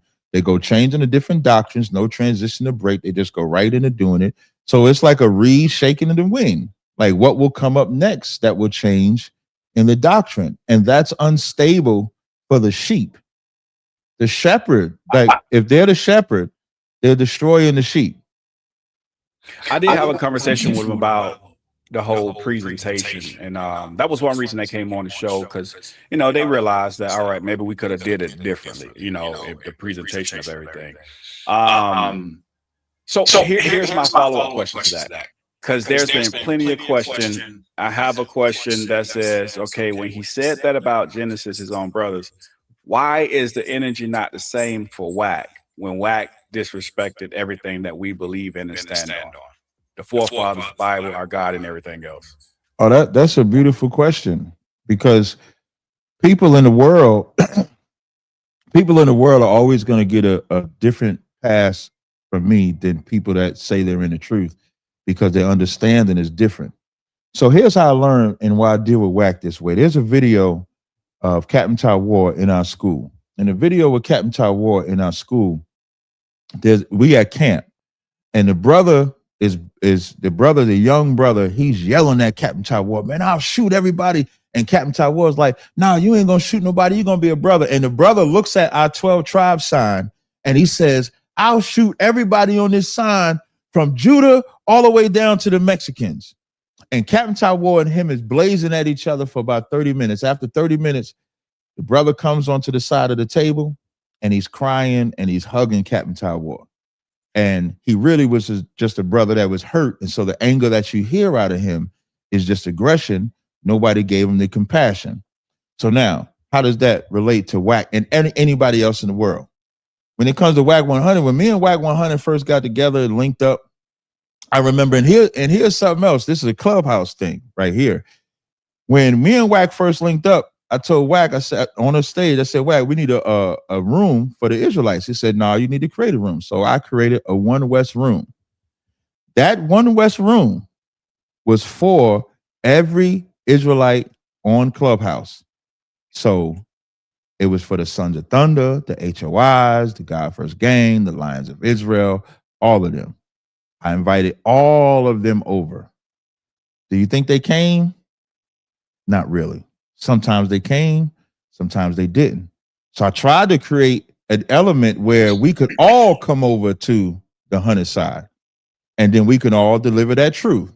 Now, as we're doing that, there's two sides of it. And this is what I mean about the fickleness of Israel. So when Wack brings me over to interview Kanye West, oh, Israel loved that. Israel was like, yo, we interviewed Kanye. They got to hear Kanye talk about being an Israelite, being a Jew, blah, blah, blah. When we have the fallout, the same groups, not, so I don't want to say that. HOI, for example, made a room saying that I should have never went over there. I should have never went over there. This will happen when you deal with them. And I'm saying to myself the whole time I'm saying that I'm dealing with them and I'm listening to the Israelites say that, I'm saying, what's the point of going to a place where they just want to hear what you say? So because me and Wack had an argument and he said the things that he said, that I should stop dealing with them, because at that time, brothers on the 100 side was coming into the truth. And so Wack 100 is like Sinetta. Sinetta to this day would tell you he's not an Israelite, but Sinetta has done nothing but promote the truth since he's been in there. And Sinetta is another brother that has said, F your Bible, F your God, XYZ like that. And people would say, Cap, why are you dealing with Sinetta like that? The same way they talk about Wack. And so over the process of time, me and Wack have argued, and then Wack have done things to help push the truth. Wack has brought me on No Jumper, able to push the truth. Then Wack went on Vlad TV, and on Vlad TV, Wack tells the whole world that Drake is an Israelite because Captain Tazaryach taught him that you're an Israelite according to your father, not the mother. So when I look at Wack 100, Wack 100 is never going to come into the truth, ever. Never going to be an Israelite, ever. There's going to be days, well, in the past, I would say in the past almost a year now, we haven't had no issue whatsoever. But prior to that, we had clashes. When you think about the environment he comes from a gang environment. He comes from a argue first, friends later argument. So I went into the conversation with Wack, understanding that in order to get through him and his people, this is what you have to go through. And it has helped out immensely. I got one more story. This is how small and this is how much this works. We have a prison program in ISUPK. Shout out to Captain Zakar. He has a prison program where we work with brothers in the prison program. And this is how small this world is, and this is how everything connects. So that white boy Matan, he had invited me to come on his platform. He had called me like on a Monday. We spoke on a Monday. He paid for my flight that Tuesday. I flew out there that Thursday. When I fly out there on Thursday, there's an officer named A Warrior that lives in Los Angeles, former Hoover. He picks me up from the airport. He comes from the prison program, came into the truth in prison. I think he's 30. I think he might be 36 or 38, and 18 of those years was in prison, if I'm not mistaken. So he picks me up. He brings me to his house. I'm at his house. His wife makes me the best Philly cheesesteak egg rolls I've ever had in my life. I go through the interview. I go home. 2 weeks ago, Wack's wife, R&B, calls me on FaceTime. The first time she called me, I didn't answer. I couldn't get to the phone. She calls me again on FaceTime. When she calls me on FaceTime, she's calling me to make fun of her and I having an exchange. She says to me, now when I FaceTime and video her, it's a woman in the background, it's a man in the background. I don't know either one of them. And so at least I didn't think I knew either one of them. And so she says, Cap, tell them about how I beat you in that debate. So we laughing about her beating me in the debate. I said, no, you didn't beat me in the debate. And then the brother said, Shalom, Cap. So when he didn't say Shalom or Shalom, he said Shalom. So when people say Shalom, I always think, well, he got to be my type of Israelite to pronounce it that way. So I'm asking him who he is. And so he tells me who he is. And he's a brother that I've been counseling for 7 months, never spoken to him a day in my life. I've been counseling him only on Instagram. So he would message me on Instagram, ask a question on Instagram. I would counsel him, advise him on Instagram. He said, I've been coming into the truth. I gave him the number to California. So now that connection that I got with Wack that got me in touch with, had a relationship with R&B, now got me in touch with the director. Then the woman in the back says, yeah, Cap, you loved my egg rolls. And when she said you love my egg rolls, I didn't understand what she meant. Then my brain went to it. Then she showed me her phone. She's FaceTiming her husband, who is Officer Awarrior, the brother that picked me up from the prison program. So how small of a world is it that R&B, that director who I'm counseling, and that woman is the wife of a warrior, and they all working together now. Now, if I'm not going in these different spaces and working with these different brothers and not getting in my feelings because of what they might say evil about this or evil about that when they're not even in the truth, then the truth just doesn't get spread to me. So I don't look at Wack as I look at an Israelite, because I put Wack in the section of he's never going to be an Israelite, and he'll tell you that. But Wack will willingly help me push this truth more than Israelites will help me push the truth. So real quick, hey, the phone lines are now open, and the phone number is at the top of the screen, 305-209-7902, 305-209-7902. Make sure y'all smash that like button. All right, smash the like button. Subscribe if you haven't. All right. If you call in, let's just keep it 100% respectful. I don't care if you agree, disagree. Y'all know inside the nation, we always show our guests the utmost respect, right? So if you call in, if you decide to call in, then, you know, just question, concern, comment, conversation you want to have, let's have it. But keep in mind, you can't be on the phone, you know, 10 minutes straight. We'll give you about 5 minutes. Maybe if you're just having a conversation, we can do that on the clubhouse side. If you got anything you want to add to the conversation, come up to the stage. All right. But make sure before you come up to the stage, you get rid of that pink ticket. No pink tickets on stage. All right. So if you want to come up, raise your hand and come up and have the conversation. If you have been addressed tonight, I would love for you to call in. Y'all know how I do it. I love for brothers to speak for themselves. All right. Let me ask you this. I kind of know what you think about the Gentile salvation topic. I don't know if I even have to ask that question. I think everybody else here know what you feel about it as well. Right. Let's talk about the Cornelius as an Edomite topic. Because there's some let me get the call real quick. Caller, thanks for calling Inside the Nation Radio. Turn the show down in the background so it don't echo through. What's your name? Where you calling? Yes, sir. My name is Ashar Yahweh from Lexington, Kentucky. All right. You say Yashar? Yeah, sir. Out my way, please. Ashar Yahweh. Okay. You out there with Rick Judah? Yeah, you like an hour away, hour and a half. Right. What you got for us? All right. Cap, brother Cap. First of all, let me say Yahweh by Hashem, Yahweh Shabbat. Yeah, but Shem Shabbat. Hey, wait, hold on. Y'all must ain't watch this Lion Lex show. Just like, go ahead. Hey, listen, I'm just saying, hey, we're gonna talk about that in a second, Cap. Don't go nowhere. We're gonna have a conversation. Go ahead, Yeah, man. To my brother Cap, man. We have had a lot of dialogue before. He knows that I'm from Lexington, Kentucky, and I was once in Louisville, Kentucky, but I just couldn't find ISUPK up there. But I'm back home in Lexington now, and the brother has also counseled me on my marriage that I was in, not more, but he has counseled me and stuff like that, and so a lot for that. And just wanted to just bring out the fact that we are brothers. You know what I mean? I'm not even on campus and whatnot, but at the same time, I take teachers of what you all teach. I take teachers from ISUPK. I take teachers from IUIC. I take teachers from at that time, Alpha Card, saying that I'll listen to the card for 5 years.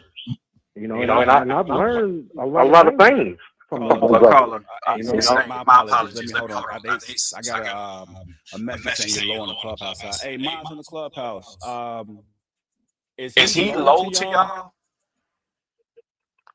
He's low, but I can still hear him. A little bit without him would be appreciated. It's all the way up on that side. Let me try. Hey, Carly, give a mic check real quick. I just want to make sure everybody. Mic check.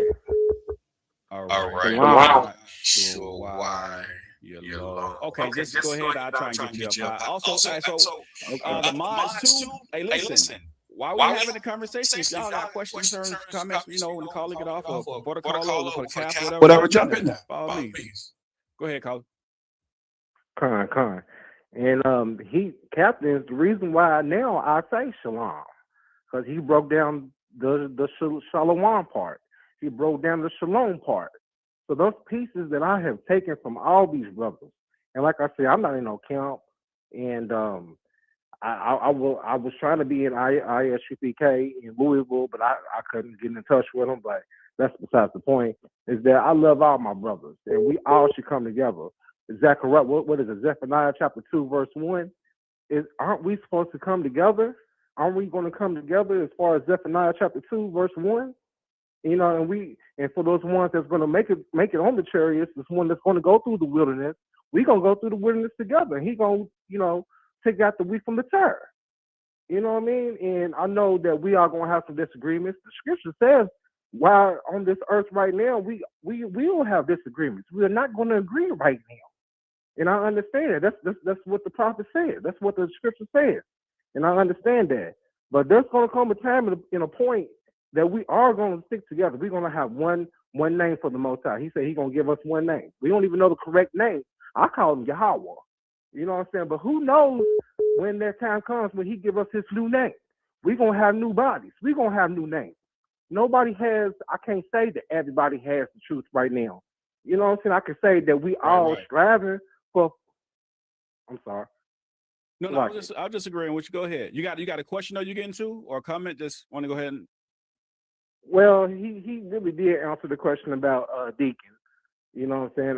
Because when I first heard it, I was like, wow, I can't believe this brother would say that. But he clarified that he wasn't talking about the brother per se. He was talking about that organization.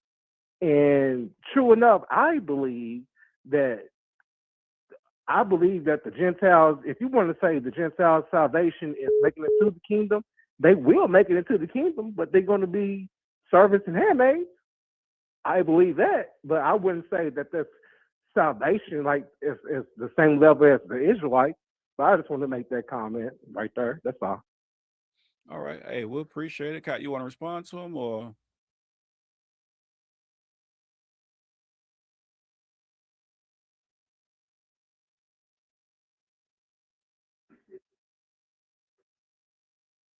All right. Ashad, we appreciate you calling in, King.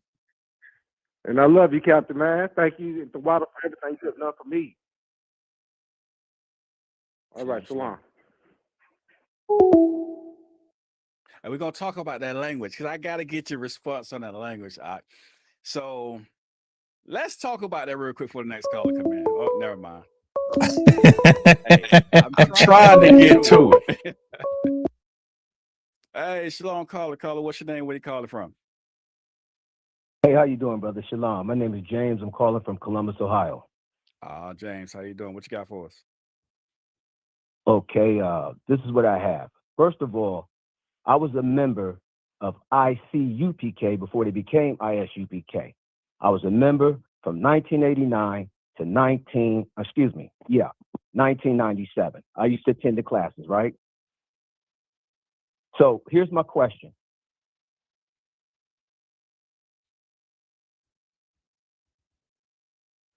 You with us? You still there?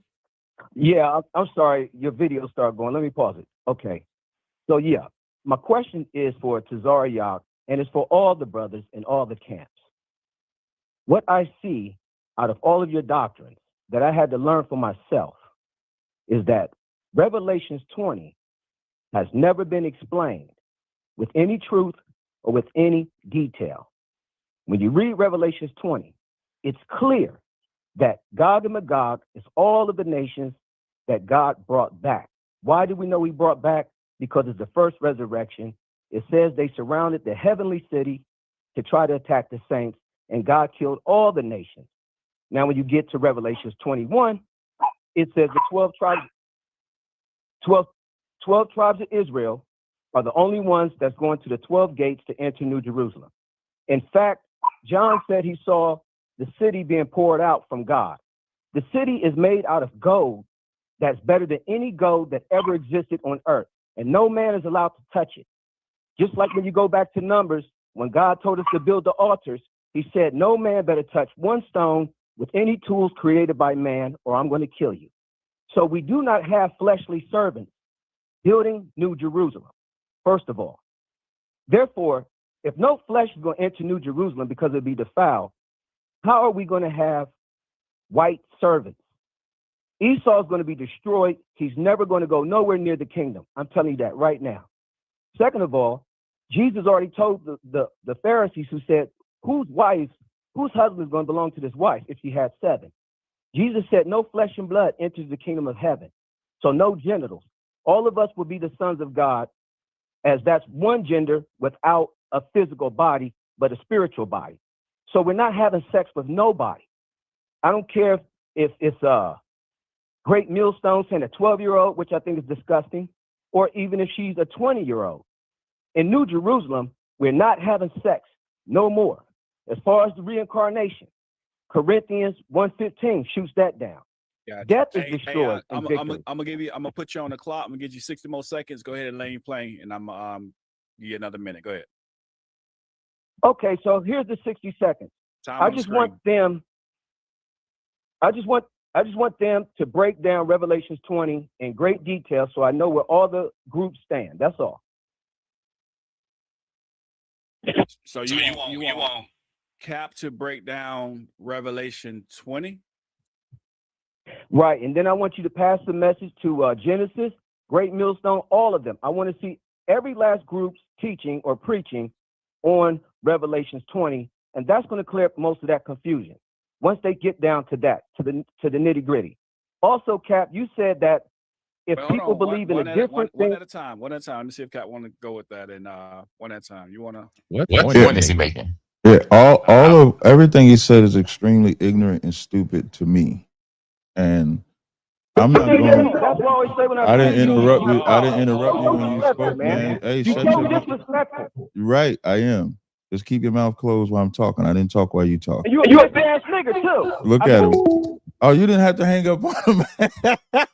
Hey, don't call him my shoulder. Yeah. You know. The Bible says you can say ignorant, man. I'm not going to no kingdom that you can't have a wife. I'm sorry. Hey, I was about to say. Don't bring me. Yeah, don't bring me to no king. That is not the king. That's hell. Like you talk about hell going. So you living forever and no wife? Like what you doing? What is heaven then? Like what is heaven? If there's no woman, if there's no children, if there's no family, if you don't have nothing, what is there? Man, no buns in the kingdom.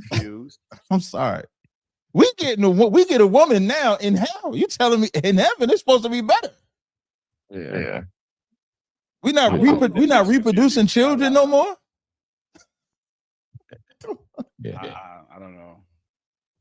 For the record, Matthew the 22nd chapter is about reincarnation. It's not about whether you have a wife or not in the kingdom. When Yahweh Shah says in the regeneration they need to marry nor given in marriage, because reincarnation happens when you come out of your mother's womb.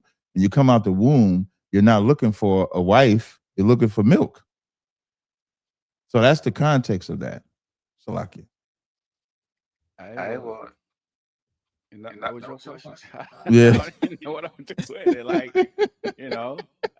Rick, that was on y'all, man. That's y'all question. Man. He covered what I was thinking. I was like, you crazy as hell. You go somewhere, ain't get no ass. Fuck that. Yeah, I'm not going to that. Listen, when I tell you I don't want to go to that kingdom. I'm not going to no kingdom. That's extremely gay to teach that you're not having a wife in the kingdom. I'm sorry. Why hey, listen, y'all don't get me canceled tonight. Not tonight. I want to come back next week. Y'all, they try to get me canceled. Hey, there's a comment on the screen that says, "Now, Captain, the Bible don't speak on reincarnation. That's the problem I have with you. It speaks on resurrection." So the easiest example is when Christ said John was Elijah. It don't get no more reincarnation than that. Christ said John was Elijah. We know that John was born from Zechariah and Elizabeth having sexual intercourse to produce John, who was Elijah. In John 9:1, when it says, who did sin, this man or his parents, that he was born blind? What could the child have done to be born blind unless he did something in the past life? Ecclesiastes said there's no new, excuse me, that which has been is named already, and it is known that it is man. So the cycle of life is when your flesh, when you die, your flesh decays, your spirit goes before the Most High, goes to the Most High, Ecclesiastes 12:7, and then you're born back into this world. That's the cycle of life. Everything recycles. Right now, we're in the winter stage. The trees, the leaves, everything is dead. And then they just so happen to come to life in the spring. There's nothing on this planet that doesn't, the water recycles. When enough heat hits that water, it evaporates, goes up into the clouds. When enough of that goes up into the clouds, you know what happened? It rains and comes back down. There's nothing that doesn't recycle. That's how the Most High built this place. Is that the Devil's Tower? What they call it? It's like it looks like a giant tree stump that's flat on top, and it's like a waterfall, and nobody can figure out where this water is coming from. And it just keeps recycling, and it's been going for obviously forever. But I know that's probably a little different of an example, but it's a cycle. Everything's a cycle, just to add on to what you're saying. But here's what I finally want to get to, since we don't have a call coming in, Cap. Cornelius. Yeah. I Hey, want right to ask before a you get question into about it, Cornelius. Go ahead. right before you get into it, I just want to make a comment on what dude said about the Bible not speaking on reincarnation. That's a problem we got with him. If that's where you draw the line, you got serious problems. Because I disagree. I don't believe in reincarnation. I believe in regeneration, but I don't believe in reincarnation. I don't believe we come back, all of that stuff. But I don't care. It ain't that big a deal where I'm like, hey, I draw the line. I can't mess with you no more because of this. I can't listen to you. That's stupid. That don't make no damn sense. But, Wait, you did know, he say he draw the line there? Hold on. He said he I I mean, don't think he said he draw the basically, when he's line. like, the comment was, I go back up to it because I read it again. Let me see. It says, now, Captain, the Bible don't speak on reincarnation. That's the problem I have with it. It speaks on resurrection. Oh, with you, it speaks on resurrection. So What I guess I'm saying there's is like, more I to have that problem with you. Like, I'm really gonna say I got an art with somebody because of that. Like somebody saying, hey, I like the Chicago Bulls. You got on an Indiana Pacers shirt. That's the problem I got with you. What? Get out of my face. Like, for real. That's stupid. Somebody say, yeah, I never heard that one before. That's different. Like, you ain't, I heard that a bunch of times. I hear Christianity say it all the time. I mean, broke it down like that. Yeah, not me. Not me. I love sex. That says, y'all listening all to right, Cap, you ain't gonna ask one your shot question from being about it. drunk. I thought this was funny though. Oh, what it say? Wait, what it say? Oh, yeah, listen to Cat, one shot from Listen to being Cap, drunk. who one shot. One thing I thank the Most High for, he has never had me on no damn live stream drunk. I do thank the Most High for that. Oh man, it's not a sin to. It sure is not. It sure is not. Thank you. Now, come on, get your question in before. Oh, I thought it was the language. Oh, my bad. Yeah, I want to hit that too. I got a couple questions to ask. Okay, okay, so you want to do Cornelius first? That's fine. Yeah, there is a document from the 01 the West that they taught.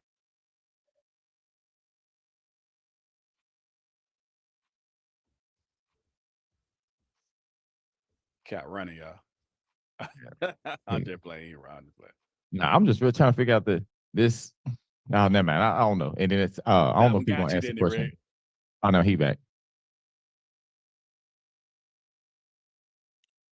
All right. Let me get it pulled up. I don't have it on the screen. Yeah. And it's written by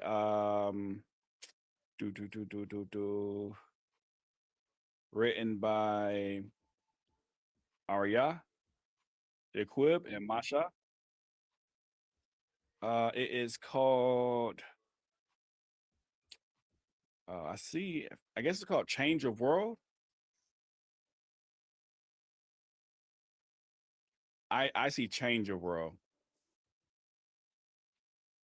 And it says these tribes make up the nation of Israel. Change of world. These tribes make up the nation of Israel. Now it could be that because it's kind of cut off of me, so you could be right by that. But there's, I'm gonna read what it says on page. I think it's page 8. Let me go to it. Yeah. And it's page 6. My bad. What volume?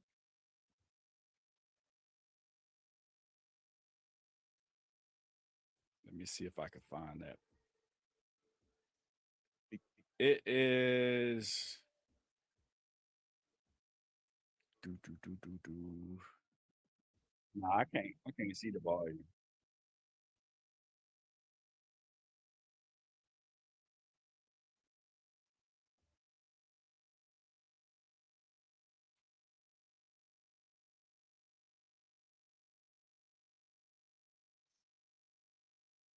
I don't. I don't see a volume on here. Yeah, I'm not saying it's not, but I don't see it. So on page 6, not 8. Let me see if this is the one. It says we also find Paul speaking to the Israelites in Corinth. No, it's not the one I want to read first. Hold on. My bad. My bad. I think it is page 8 that I was talking about first. Yeah, it is page 8. All right, just want to go first. It says, we find in Romans 10 and 9, Paul speaking to the natural Gentiles when he said, If thou shalt confess with thy thy mouth the the Lord Lord Christ and shall believe in thy heart that God God hath hath raised him from the dead, dead, thou shalt be saved. So if my question is, so Isn't that now him we're talking quoting? about- Isn't that him quoting Yaquab? I'm not Yaquab. I'm sorry. Isn't that him quoting Abba Bibbins? Not his quote. Is it? Yeah. To my I understanding. feel like I read the whole thing now, but the Yeah, highlighted to part my that I have, understanding. that's what it says. Yeah, because in page 6 that you have, I know that he quotes Yaquab, I'm sorry, Abba Bivens in 1. And then when you go to page 17 on that same book that they say Ariel wrote, he said the so-called white nation has always made up the various nations around the world. In the beginning, the earth was dominated by some white Jews. I'm trying to get to the point. But like on page 17, it'll tell you that salvation is only for Israel. It doesn't say that. Yeah. Mm-hmm. But let me ask you this: if he is quoting Abba Bivens, wouldn't it still be a change or no? No, I wouldn't look at that as a change because Abba Bivens didn't establish ISUBK. Abba Bivens was a part of. Hold on one second. Abba Bivens was a part of.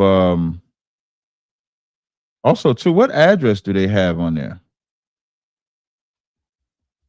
Do they have a because yeah, because on the front of that it says the address was 1 West 125th Street. And what's interesting about that is the school wasn't established when that book was written. Well, Abba Bivens didn't establish ISUBK. Abba Bivens, Yaquab, and I believe it was Abba Bivens, Yaquab, Ariel, Mashah were brothers that left the commandment keepers. So Abba Bivens didn't get a chance to establish ISUBK. So you can't count. And unfortunately, he was unalived by Muslims. And so he didn't establish ISUBK. He was just one of the men that left with them from the commandment keepers. So no, I wouldn't call that a change. So it says written by Mashah, Ariya, and Yaqub, like you just says, written by them. You say they're quoting. Now there's also a let me play this. And just so you know, by the book he's quoting from is Marks of a Lost Race that they say is written by Abba Bivens, but the address stamp on there says 1 West 125th Street, but Abba Bivens had passed away before that school was established.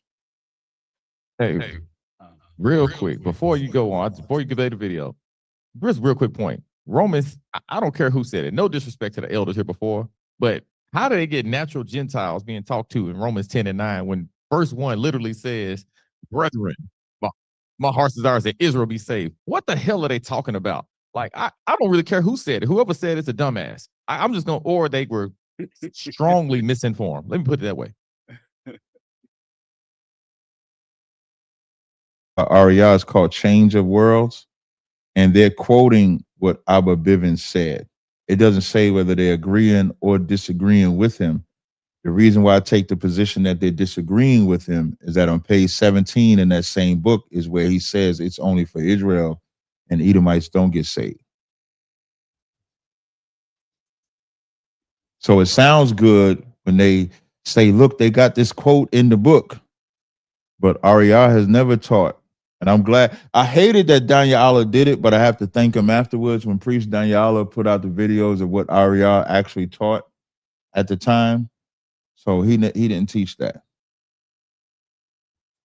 All right. And what I would like to always point out, PDFs can be altered.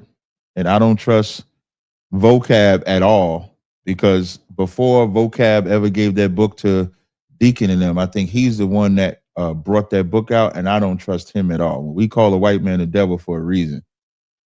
Vocab.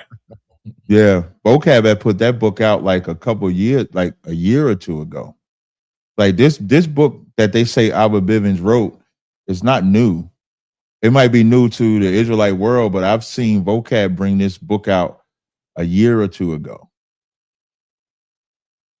So there was a recording.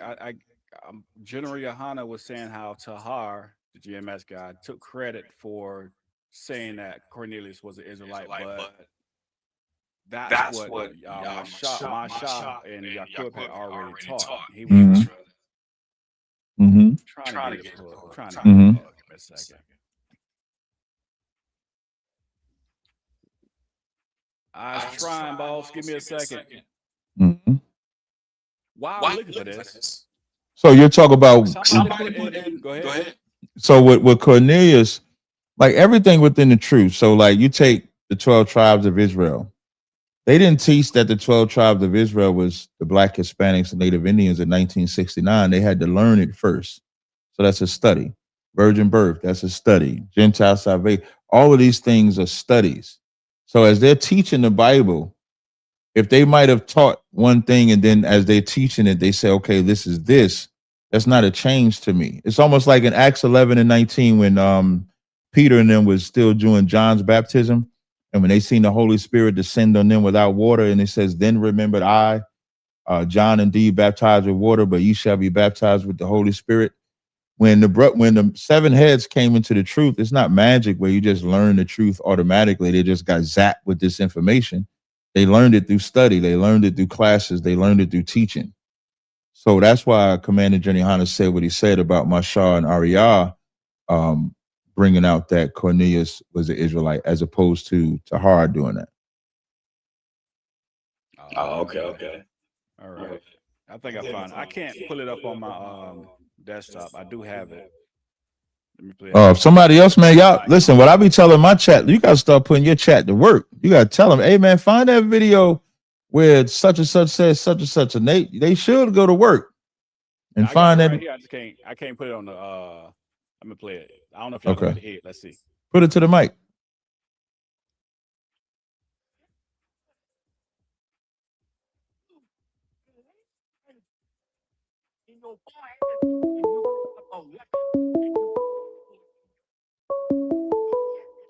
Hold on 1 second. Hold on. Hey, caller, hold on 1 second, caller. I'm coming right back to you. All right, let me see if let me back it up. All right, so here we go. It's gonna be low. Y'all might have to turn y'all volumes up and try and hear it because I can't pull it up. I'm gonna try and put it on the phone. Y'all ready? They all taught what I'm teaching. The hard bastard know it. He know it. That's why he tried to discredit Ariel and say that Ariel never changed from Cornelius being an Edomite to an Israelite, when in 1996, Ariel changed it and said, I have a correction. That Cornelius is an Israelite. You can't steal no credit from Ariel, you bastard. You ain't came out with. So that's the clip I was referring to.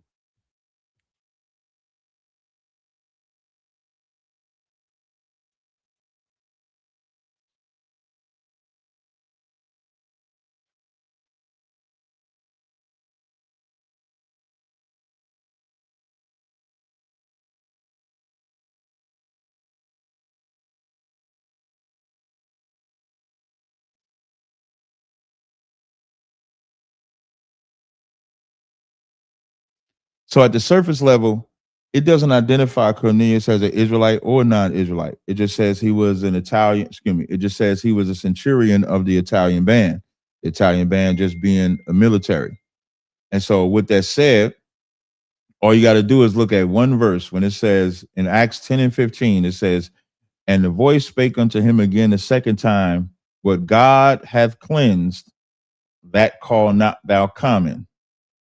And there's only one people in the Bible that God has cleansed. And we can actually read who he cleansed. So as you highlight in Acts 10 and 15, call not thou common, I want you to go to the book of Ezekiel 37. Go to book of Ezekiel 37 and 23. If you can go there. I'm going to read it. Thank you. Neither shall they defile themselves any more with their idols, nor with their detestable things, nor with any of their transgressions. But I will save them out of all their dwelling places wherein they have sinned, and will cleanse them, and so shall they be my people, and I will be their God. So when the Lord says to Peter, what I've cleansed, call not thou common, when you start at verse 15 in Ezekiel 37 and 15, it talks about Judah and his brethren, which are the tribes that belong to him, Joseph, which is the stick of Ephraim, and his brethren, and the tribes that belong to him, and him cleansing the 12 tribes wherever they are scattered.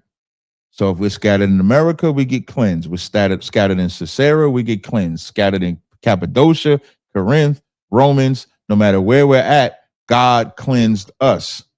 The fact that he even cleansed us means we had to have gotten dirty. So at one time we was clean, we got dirty, we required to be cleaned again. And so that's how you can easily understand that. Most people run down to the bottom of Acts, respect the persons. That's also easily explained. When Peter said, it is an unlawful thing for thou being a Jew to come into one of another nation, that is not a law in the Torah or Tanakh. But that is a law that the Pharisees created that they respected, that Peter respected, just like they had the custom of washing hands. So they had their customs. So that's what the respected persons is talking about there. So that's a very easy thing to clean up as far as Cornelius goes. All right. Yeah, I gotta go ahead and say. Go ahead. All right. Now I was just gonna say I actually I've used a whole bunch of stuff to show that Cornelius is Israelite, but I ain't never used the cleanse in Ezekiel 37. So hey, props for that one. Hey, no sweat, no sweat, brother, no sweat, no sweat. Caller. What's your name? Where you calling from? Shalom, man. This brother Shabar, man. Man, you must ain't watch the show either. Shalom. We gonna get to it. Hey, before,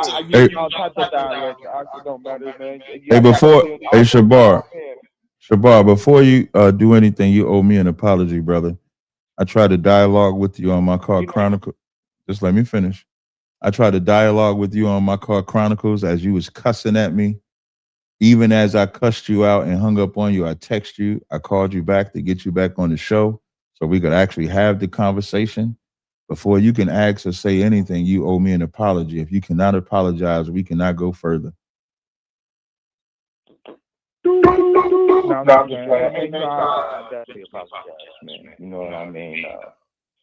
No, I apologize. Before doing that, could have came a little bit way more peacefully, so we could have had the dialogue and the conversation. Appreciate it. Okay, you can ask the question. I just had a few questions. I guess my first question would be concerning the book Change of Worlds in page 8, dealing with Romans 10 and 9. He said, Ariad said all the Gentiles there could be saved. And I know you believe that the ISUPK doctrine has been unchanged since the beginning. Do you agree with Ariad's viewpoint in the Book of Worlds on page 8? Yeah, that's not Ariad. That's Ariad quoting what Yaquab wrote in his book. That's not Ariel's position. Oh, okay. On page 17, Okay. on page 17 of that same book, you'll see Ariel's position that it's only for the 12 tribes of Israel. If you was to ever text that same number you call, I could send you the screenshot of page 17 and 18 of that same book, and you'll see Ariel's position. So he's just quoting Yaquab in that book. Excuse me, on that page. God, I got you. Would you say was Yaquab the founder of that? No, Yaquab wasn't the founder of ISUBK. He had unfortunately was unalived before ISUBK was actually founded. I'm sorry, I keep saying Yaquab. I apologize. Abba Bivens was unalive before ISUBK was established. So Abba Bivens. Who is the founder? If you don't mind me asking? The founders of ISUBK are I would say the four first, I believe, is Arya, Yaquab, Mashah, those three, then Yeshaya, Lahab, Kazak Shah came afterwards. So that's Bibbins. I keep saying Yaquab. I just one second, Shabbat. I keep saying Yaquab. I do want to apologize for keep saying Yaquab, but it's Abba Bivens that made that quote. I just want the emphasis clear. I'm talking about Abba Bivens, not Yaquab. But Abba Bivens, to answer your question, he's not the founder of ISUBK. He's the man that was with the brothers that would eventually establish ISUBK, but he was unalived by Muslims when they told him not to speak or come out and teach. He came out and taught anyway, and then they unalived that brother. Sorry, I know we're on a time crunch. The next question I wanted to deal with 1 Corinthians 15, 21 through 23, if you don't mind, just to get your perspective on that. 15, 21, 23. Let me get this real quick. I should have had this up. Slack here. Give me a second.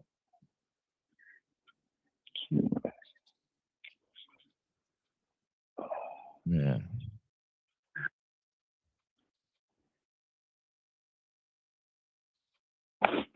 Yes, please. 1 Corinthians 15, 21 and through 23. But since by man came death, by man came also the resurrection of the dead.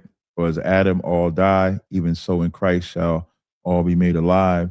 But every man in his own order, Christ the first fruits, afterwards they that are Christ at his coming.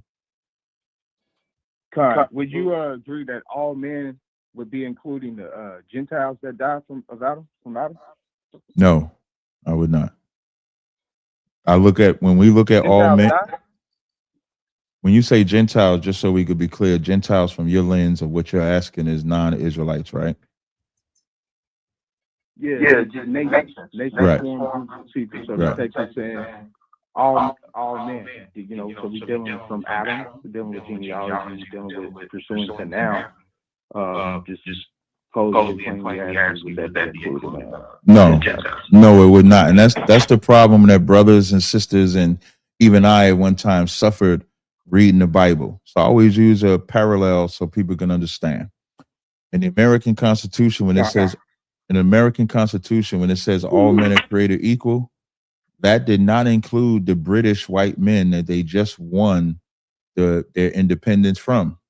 When they say all men are created equal, it didn't include the British that they went to war with. It didn't include the Native Indians that they had on reservations. It didn't include the black people that were their slaves. The all men included the conversation or the people that they were talking about.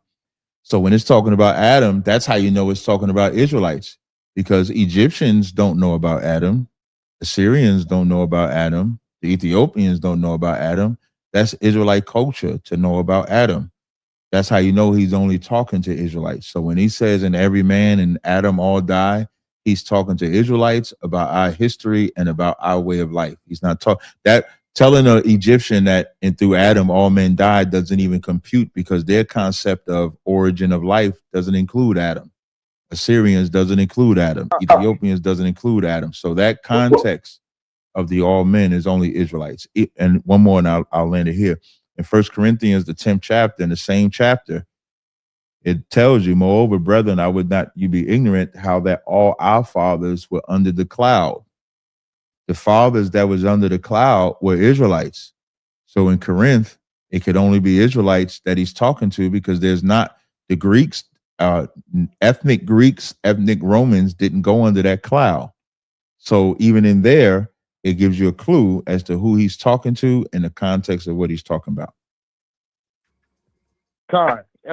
Now I would see that it's like, yeah, who he's talking to, that's true, but also what is the letter saying in the equivalent in that. So why would you say Gentiles die? Is there any book, chapter, and verse explaining from Adam on why the nations are dying? Because I would say what we just read plainly in 1 Corinthians explained and expounded on that a little bit. But you saying, so why would you say Gentiles? Hold on real quick, Shabar. Before Cap answer, is this based on just like the salvation, like the Gentile salvation topic? Is that what we're talking about? Trying to show that Gentiles have salvation as well, or can be saved as well?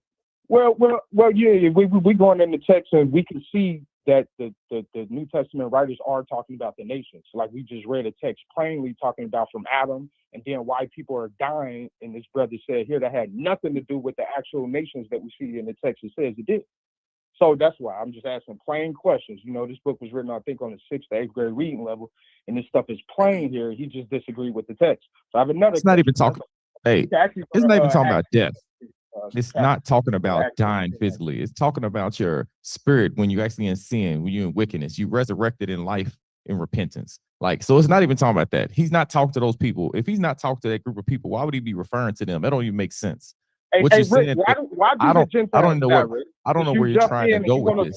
Why do they die? Since you jumped in, I don't know where you're trying to go with this. Wait, but you're not making sense. Shabar. Let me just finish. Let me sum it up, because I think I could speak for me and Rick on this one. It's amazing that when Israel gets cursed, there ain't no other nations that join in that cursing. Don't nobody say we cursed and the white man is cursed with us, the African is cursed with us, the Arabs and the Chinese and all cursed with us. But somehow the resurrection has to include everybody. It just has to. Like, listen, I'm not finished. I don't. Why you in your hey, listen, hey man, hey, we're not going to Acts 17. Rest in your femininity and relax. So now, in 1 Corinthians 15, that's weird that you would even do that. You're interrupting me. That it's weird that you would be rude. It's weird that you would be rude and keep interrupting. Thank you. That's why I got to tell you to rest in your femininity. Don't be rude. Thank you. So, like the brother said, when it says in Adam, we all die, even so Christ shall be made alive. The first resurrection is you resurrecting you right now. In John, the 3rd chapter, Christ said, you must be born again. And even Nicodemus didn't understand that, because he thought you had to go back in your mother's womb, when Christ was talking about your change spiritually. The only people that was given spiritual instructions on how to live is the children of Israel. So the only people that this death and life could be talking about in 1 Corinthians 15 is the children of Israel. That's why I showed you in 1 Corinthians, the 10th chapter, when he says, our fathers passed under the cloud. Unless you about to show me some ethnic Romans and some ethnic Greeks that passed under that cloud, it can only be Israelites that was the fathers. And so therefore, it can only be Israelites that he's talking to in Corinth. That's how you harmonize the Bible. This is not emotionalism. This is just common sense, like you said, on the 6th grade level. You have the floor, brother. Yeah, Acts 17, right? Acts 17, verse 26, my question. We're going to read the 32. It says, and have made one blood all nations of men to dwell on all the face of the earth, and have determined the time before appointed in the bounds of their habitation. What verse you started at? If happily they might feel after him, and find him, though he be not far from every one of us. Verse 28, for in him we live more, and have our began, as certain also of you, your own voice has said, for if we are also his offspring. right? So we are also his offspring. So like, for as much though as we are the offspring of God, we ought not to think that the Godhead is like unto gold or silver or stone graven by art, a man's device. Verse 30. In the times of this ignorance, God winked at, but now commandeth all men everywhere to repent, because he hath appointed a day in which he will judge the world in righteousness by that man whom he hath ordained, right? Wherefore he hath given insurance unto all men, and that he hath raised him from the dead. 32. And when they heard of this resurrection of the dead, some mocked and said, some mocked. So basically, my question is this: what were the bounds of being habitations according to this? So it says, I just want to answer this. I just want to ask a question. Who is the people here? It says all nations, right? Tazaryach, after you answer this, I want to ask a question regarding this verse. But go ahead. Okay, which verse would you because you read a lot of verses. So which one was you talking about? He started at 26. Dealing with the habitation. That's verse. Is that verse 26? Yes. When it says, and have determined the times before appointed and the bounds of their habitation, that they should seek the Lord. What listen. Let me tell you how you resolve this. At the end of verse 28 and the beginning of verse 29, we agree that it says, for we are also his offspring, for then as much as we are the offspring of God, right? Right? So how you resolve that is by establishing who is the offspring of God. And if we can establish who the offspring of God, we can then establish who it's talking about. We would agree, right? Yes, sir. Appreciate the data. So are the children of the promise the offspring of God, or the children of the flesh the offspring of God? Children of the promise. So is come the to me, right? Wait. So wait. So are the children of the promise Abraham, Isaac, and Jacob? Yeah. Are the children of the flesh and everybody outside of that? Yeah, the children of the flesh will be non-believers. So right. No. Nope. You can't do that. I'm about to answer your question. That's what I'm doing. You can't do that though. You just wait. Hold on. Wait. Shabar. You gotta talk over me. I'm about to answer your question. I'm not talking over you. But when you said, for an example, so but you said, when we deal with Romans the 9th chapter, wait, Paul not all. Hold on, I don't know why you keep talking. You asked me a question. Because your answer to the question. Come on, man. Shabar, go ahead and get your response in, and then we're gonna get another caller. We got some others on Clubhouse stage as well. They're trying to get in. So. All right, Con. So like we see in Romans the 9th chapter, Paul is saying not all are of Israel, right? That are of Israel. Why? Because they're not believing in the promise. They're not called to that promise, man. It's really simple. The Lord has mercy on who he has mercy on. We can see a numerous amount of scriptures where we can see that same promise is regarding the Gentiles as well by faith in Abraham. That's clear. All the Galatians So the problem with what you're saying, the Romans the 9th chapter says the children of the promise are counted for the seed. Those that are not the children of the promise are not the sons of God, aka not the offspring of God. It's just that simple. So when it says they that are not all Israel, which are of Israel, that ain't talking about Israelites. Let's talk about when you trying to make the Jewish man an Israelite. Like y'all try to have that spiritual Israelite. Because I was an Israelite that did not believe the way the scripture said. But then when I came into the fold, I can come into the fold because I am an Israelite. An Edomite can believe like I believe, but he can never be a children of the promise. An Ishmaelite can believe like, as a matter of fact, Romans, the 9th chapter, ain't even talking about Moabites or Ammonites or Hamites. It's only talking about Abraham's other 7 sons. That's how racist that chapter is. When it says the children of the promise accounted for the seed, not the children of the flesh, Paul ain't even concerned with anybody else except the 8 sons Abraham had. The son with Isaac is the only one that's counted for the promise. He's not even concerned about Moabites, Ammonites, Philistines. He don't even care about them. That's how cold that is. Hey, I Yes, sir. appreciate that. Hey, Hey, Shabar, I appreciate you apologizing.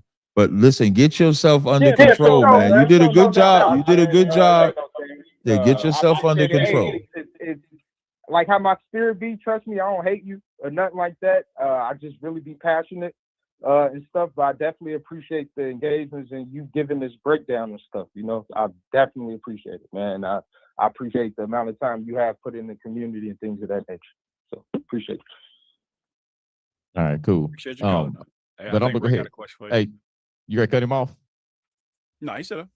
Okay. All right. Acts 17. As far as Acts 17:26, everybody usually goes to this. And this is if you know Shabar, you understand what he's saying now, all praise to the most high. But if anybody else may go to this, Acts 17:26, and I seen a brother comment on it earlier, is literally referencing what was already told to us in old times. Acts 17, and have made one blood for all nations for men to dwell in, from Deuteronomy 32:8.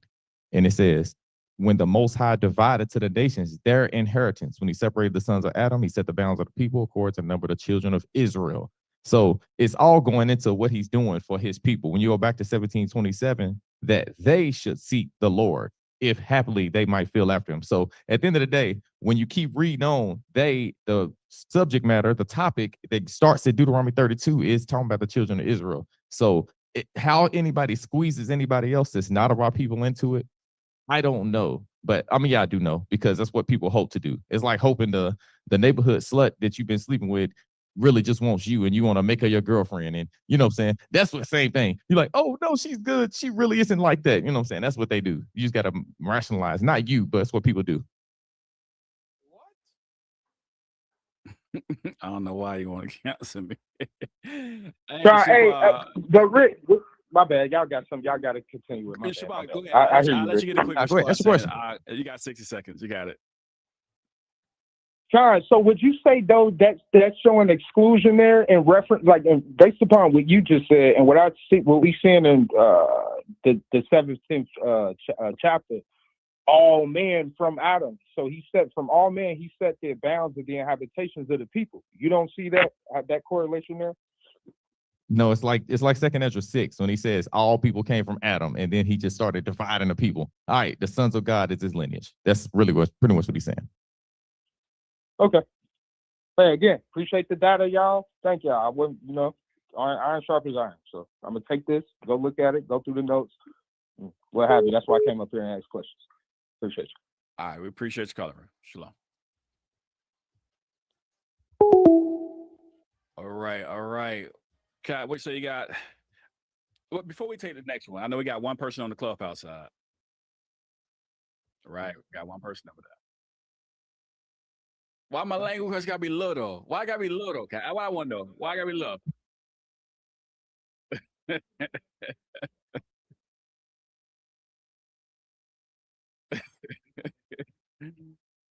All right, let me get it out here. Now, we had the brother Zion Lex on here. The brother did a powerful breakdown. I know people are like, oh, why are you still talking about the language? Because I did want to get your feedback on, I'm not sure if you saw it or not, but I want to get your feedback on what you thought about it. Do you think he was just throwing some random stuff out there, or is it something to what he's actually saying? I think it's a stupid argument. There's some things that don't require a debate, right? So I didn't see the whole thing. I saw some of the initial presentation, and then I watched some of him and Ariala going back and forth. And I thought both of them was a total waste of time, personally. And I think people misunderstand when we talk about the Lashawan Quadash. And so what I did was, right, because I knew we was doing this interview, and I said, well, let me ask Chat GPT. I paid for Chat GPT. I paid for it. And so what I typed in the chat GPT, I said, this is what I typed verbatim. I said, did original Hebrew have vowels? And what I'm hoping it's going to tell me is that original Hebrew had vowels. Because if original Hebrew had vowels, then Lashawan Kodash definitely got to go in the trash. Because Ariel and all of these niggas, we just some dumbass niggas that don't know what we talking about saying that ancient Hebrew had no vowels. And this is what I'm going to read verbatim what Chat GPT said. Now, Ariel don't own, Ariel dead. Yeshaya still alive. Yaquab passed away. Lahab still alive. Kazak, Shar, and Lahab, I believe. If I mess the names up, I usually say them in order so I don't miss no name. But so this is no disrespect to them. But if Chat GPT and we could see online that ancient, like there's books that I've read that said ancient Hebrew had no vowels. But since everybody trusts in Chat GPT, I'm gonna just read to you verbatim what it says. It says short answer, yes and no. It depends on the time period. That's the first thing it says.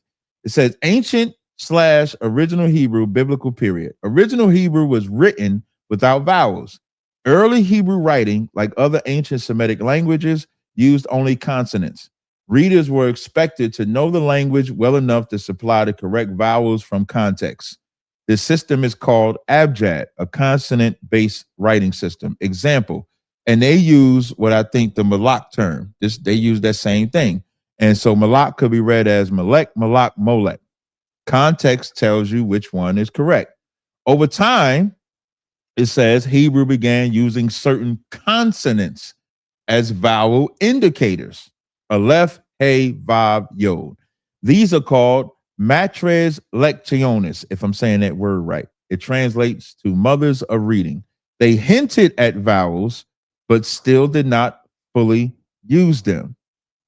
So when it comes to Lashawan Kodash, I don't know why these dumbass niggas is mad because we choose to use the ancient form of Hebrew because they use the modern Hebrew.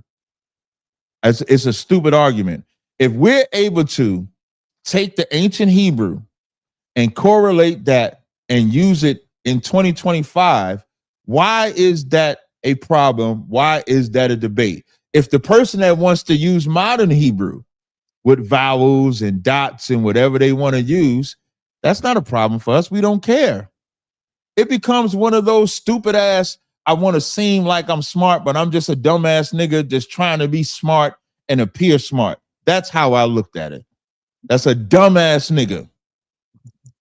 That's how I looked at it. Oh, man. Now I'm going to have to highly disagree. I'm going to tell you why. I'm about to highly disagree with you. I tell you why. All right, so first and foremost, the brother and this one, I want to say this, I want to get to this because I want to say this to everybody, right? That brother did not ask to come on to have that conversation. I invited him because I had questions about it. That's where it came from. That was my question, right? Now, it wasn't a debate. I wish y'all stop calling it a debate. It was a conversation. Inside the Nation Radio, don't do no more debates. Matter of fact, we talked about this in the beginning. The last debate we did, Cap, was whose? It was yours.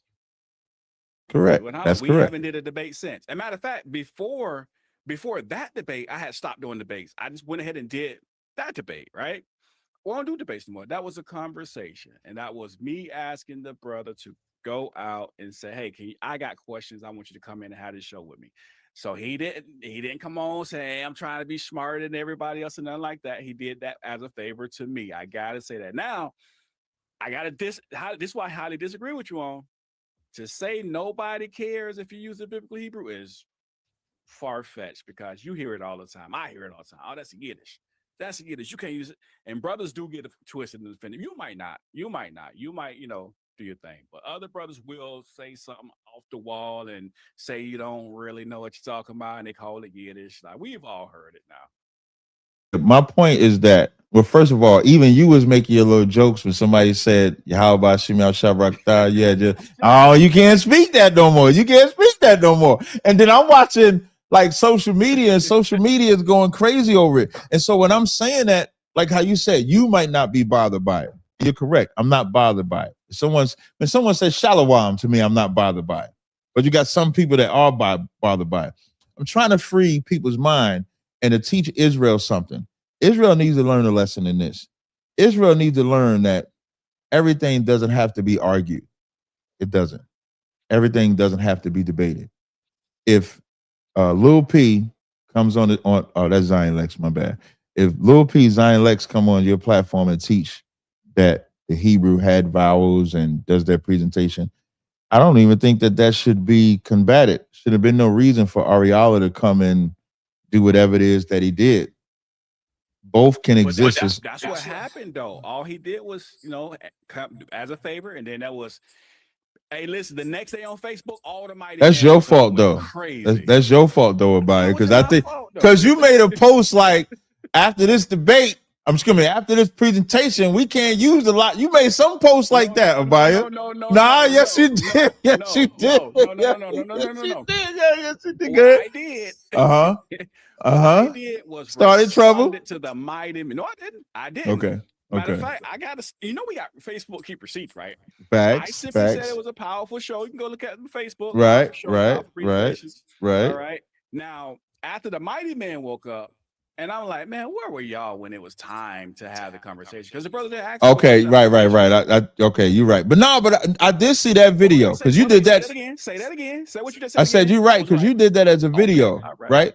But I think you know what I'm talking about. I think you made a post about like we got to get. You made a post like it's dead. You said yeah. That's what I'm talking about. After the fact, I'm not saying I didn't say that. I did respond and say that. That was after the fact, though. I give you that. I said it. But here's the point I was making, right? So I had some questions about the language, and I asked the brother to come on. The brother came on. He did I think an awesome, powerful presentation, and then boom, everybody woke up. Right? Everybody woke up. Hold on. Eliel said, "Don't lie." Hey, you made a post that said Lashawan Kodesh is dead. I said that. I ain't got a lie, bro. Listen. I never said I didn't say it. I'm saying that was after the fact, though. I ain't got to lie. I ain't worried about nobody knocking on my door. Believe me, I'm not lying. I'm telling you the truth. I made that after the fact. But the mighty men woke up after the fact. Eliel, if I didn't ask you, I know other brothers asked you to come have a conversation. I think it's a conversation. You said something that's powerful. What you said was this. You said everything does not have to be a debate, right? Right. Mm-hmm. I didn't do it for a debate. I'm not saying you. But like what we did in the Israelite community, we made it a debate. We made it a competition. We made it like you can't tell me I can't speak this. You can't like there's some things as a man you just got to be comfortable in. Like ain't nobody gonna tell me you can't speak that Lashawan Kodash. And I'm like, oh, word?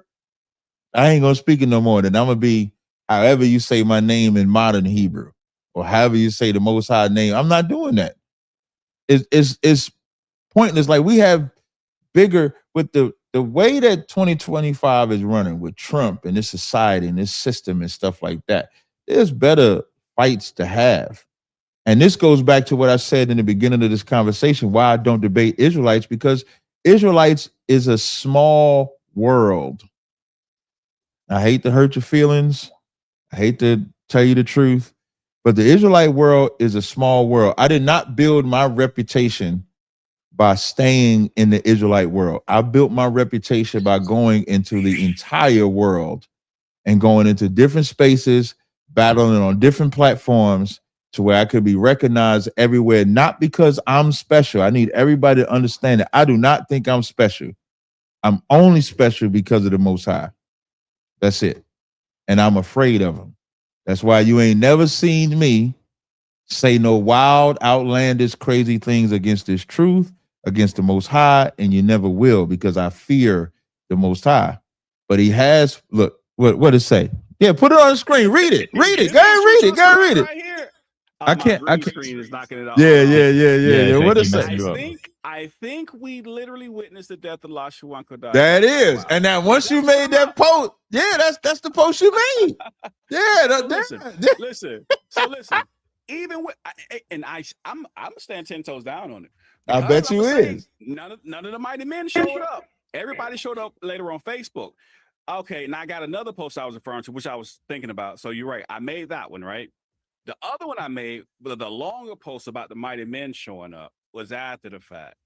But I want to correct something because there were people who he said that made the mighty man come out. Man, no, ain't no mighty man come out. Hey, shalom, Mark. Ain't nobody man come out. I ain't see nobody. Hey, what I'm gonna say is this though. I did reach out to the brother, say, hey, I want you to come out. It was me asking the question. So brother Stuart, he trying to be smarter than everybody. No, he wasn't. I just want to put that part out there. That brother did not do that. That brother came on the show as a favor for me, to help me understand some things and all the viewers as well. You know what I mean? So yeah, I ain't gonna say he did it like that either. I just think that Israel has a problem. Like Israel, y'all got to get out of the weed cipher. What I mean by the weed cipher is if you want to affect change on what you believe, debating who you consider your peers is not the answer. It's just not. You're gonna have to find you. Hey, I want to add this too. Slack. I'm there. Listen. Now I did make that post in response to another post. So I want to be factual. I don't want to say the brother's name who I made the post to, but the brother, there was a couple of y'all. And I know you're watching right now. There's a couple of y'all who made their post about all somebody got to do is make a presentation, all Israel believe. They start saying, so brothers were offended simply by the conversation. So again, I respond, and then it goes to that point. I'm in agreement with you, Cap. When you say we don't have to turn everything into a debate, it wasn't supposed to be a debate. Even right. I'll land with this. Let me land with this. If you saw the show where Ariella actually came on, they had the conversation. Anybody who knows Ariella's changed a lot of his stance, right? His how he addresses people. Like you remember the old Clubhouse days? You remember Ariella used to pop off?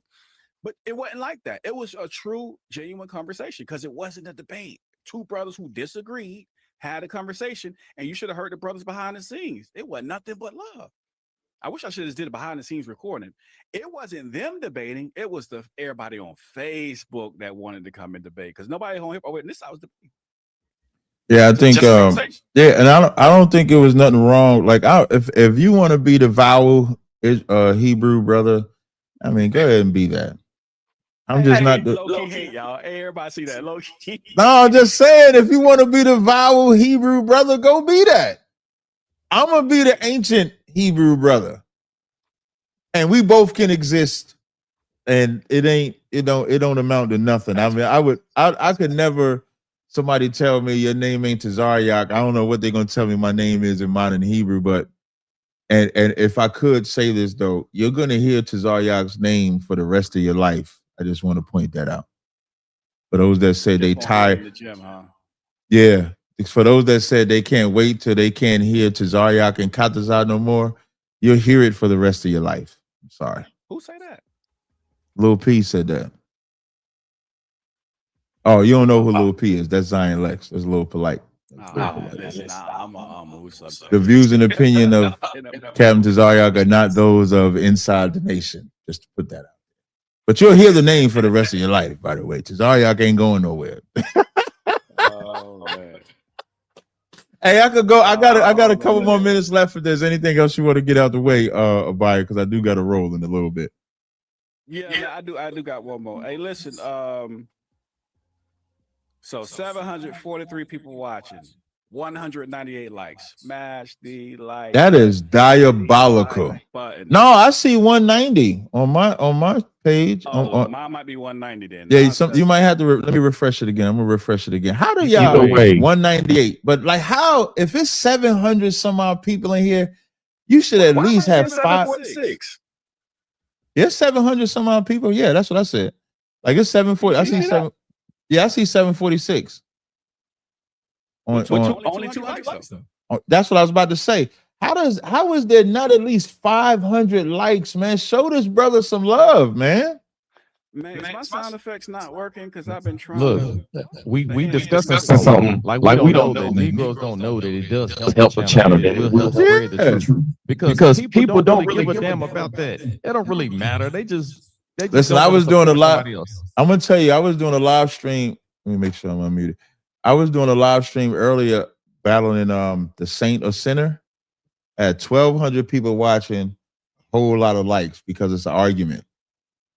That's the other thing.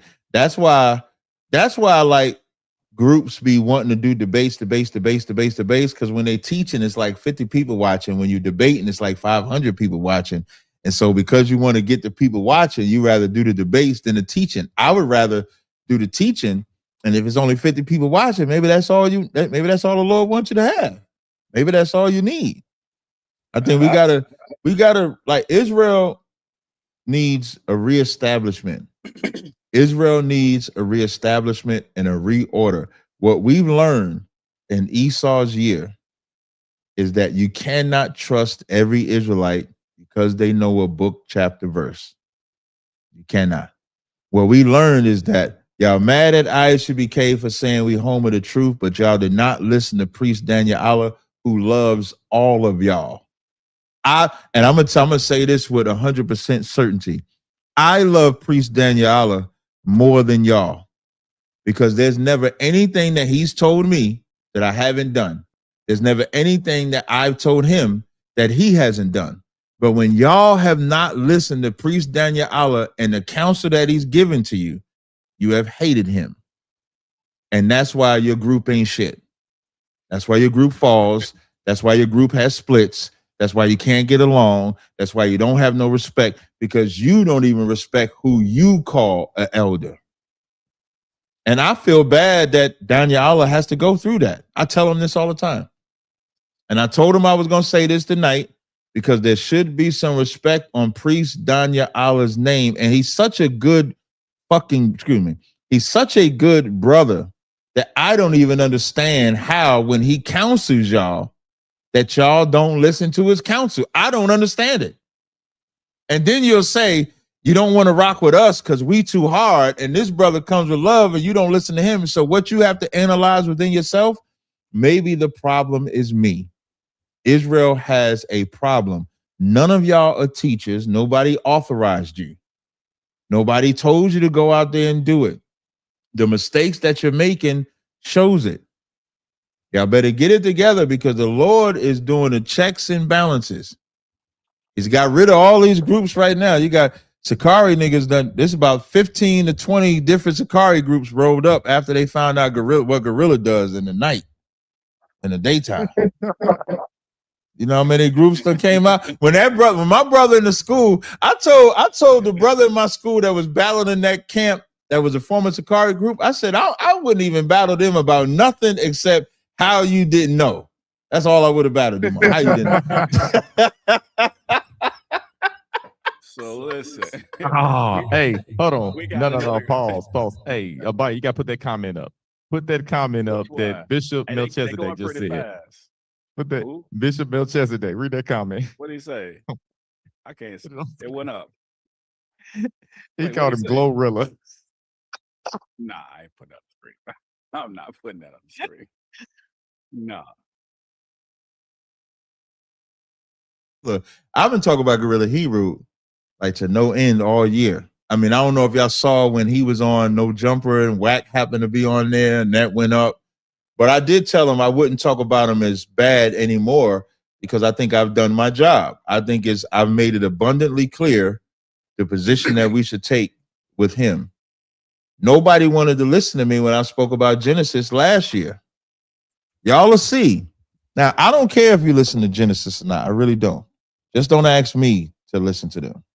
That's my position on Genesis. Y'all can go listen to them niggas, and when they break your heart, don't come back to me talk about Cap, you was right, nigga. I told you. I'll give an example. I remember this brother came. I was in the airport one time. This married couple come up to me. They like, oh, Cap, we love the work you do. They was like, you know, Polite got us for like $100 some odd. I said, you still give money Polite after we talked about Polite? So I can't feel sorry for that. So if y'all get duped by these groups, I can't feel sorry for you when you got people warning you about these groups. GMS, another one. I can't. If I could, just one more. Just because of the.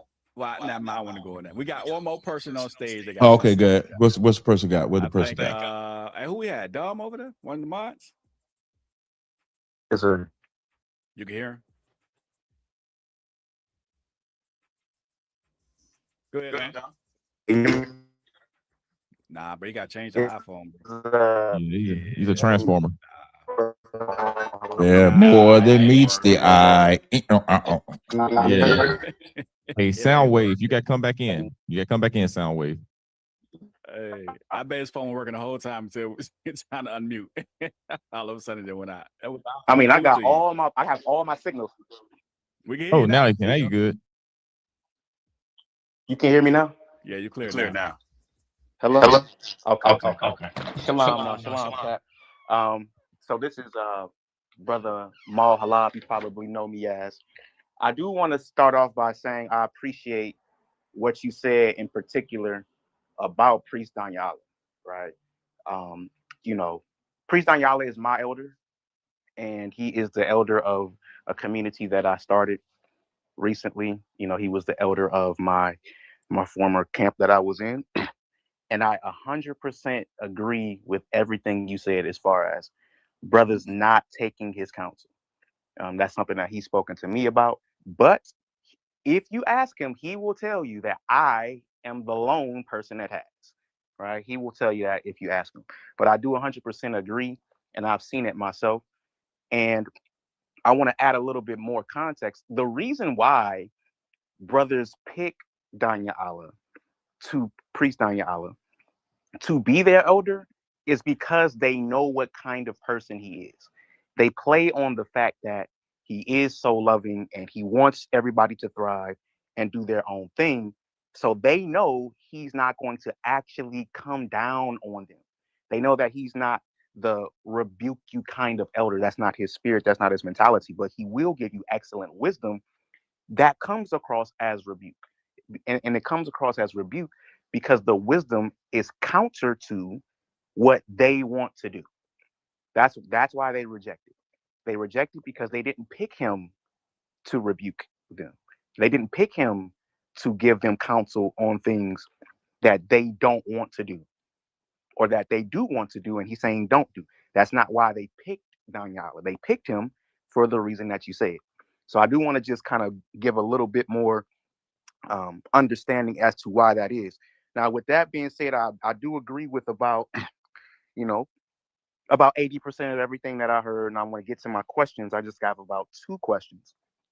Okay, so I do want to commend you for clarifying that whole truth thing and being in the truth and not being in the truth and making the kingdom, because that's something that I never really quite understood as you guys' position.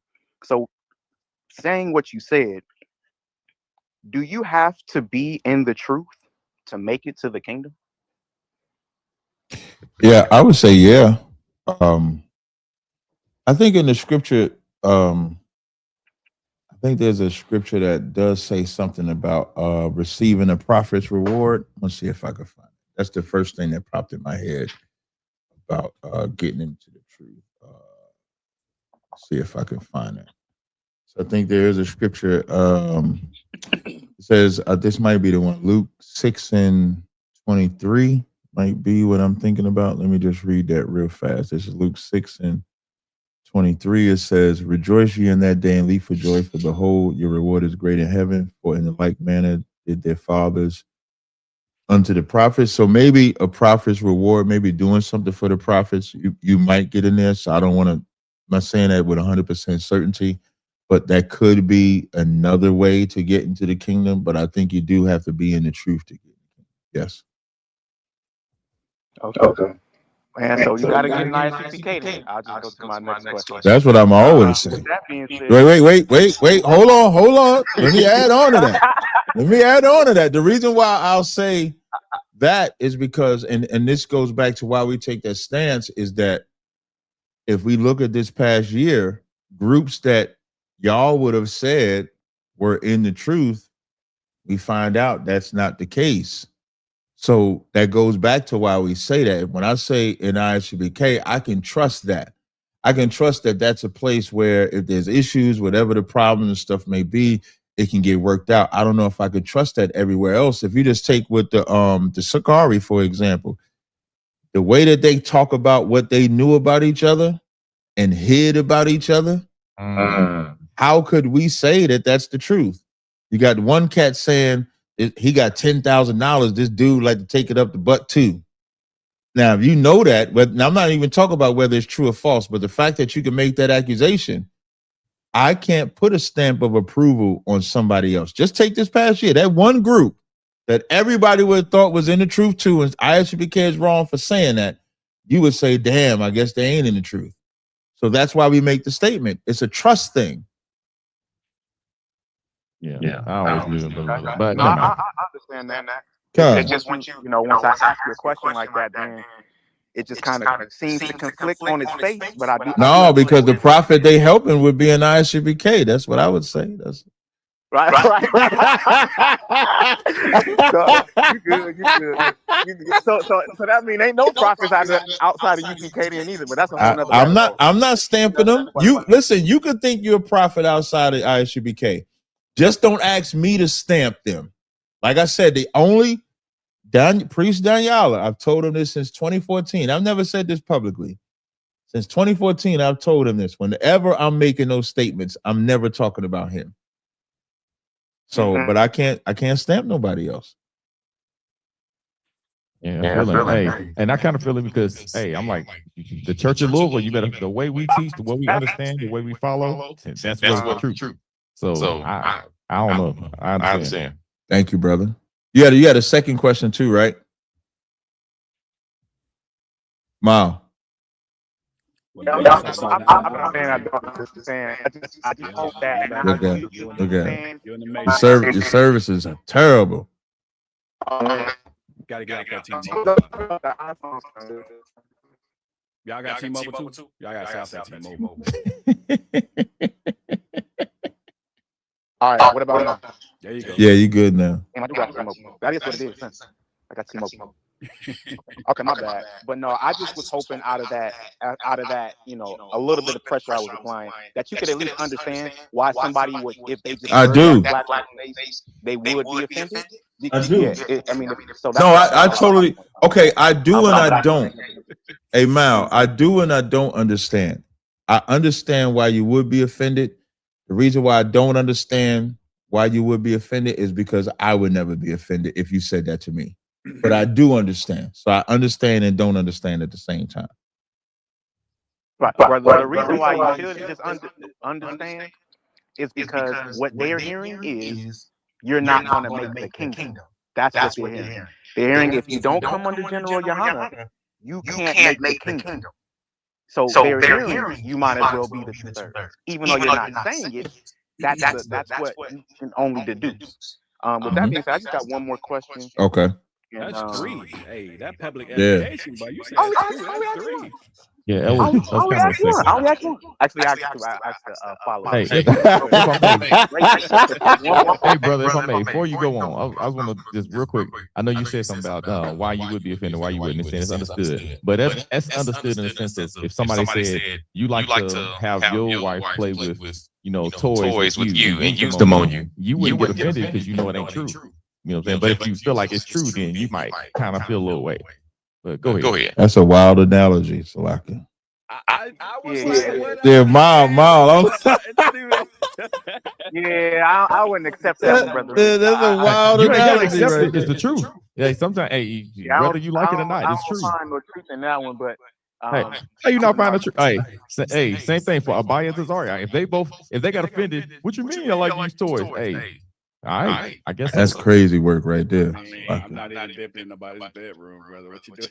Yeah, bedroom. I don't care where it's bedroom. Outside. What you mean? It's all the same. It's all sweet stuff. Yeah, I think that's like a false equivalency. But can I get one more question? Oh, I know you're trying to go. not a false equivalency. Hold on, I ain't even about to go off that. Hey, all three of y'all wrong if y'all think it's false equivalency. It's the same shit. What you said? Nah, it's the same thing. Hey, why am I all right, you got it, Rick. All right, you got it, Rick. Good. Nice. Yeah, come on with your last question so I can roll. Go ahead. Yeah, I appreciate it. I gotta put together a class too.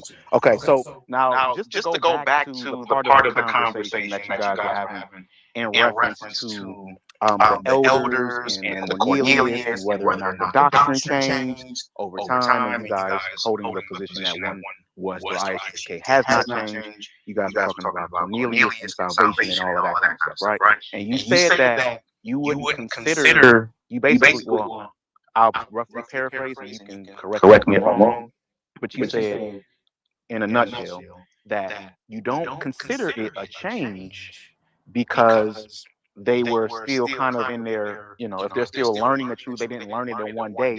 So I'm just roughly paraphrasing what I understood.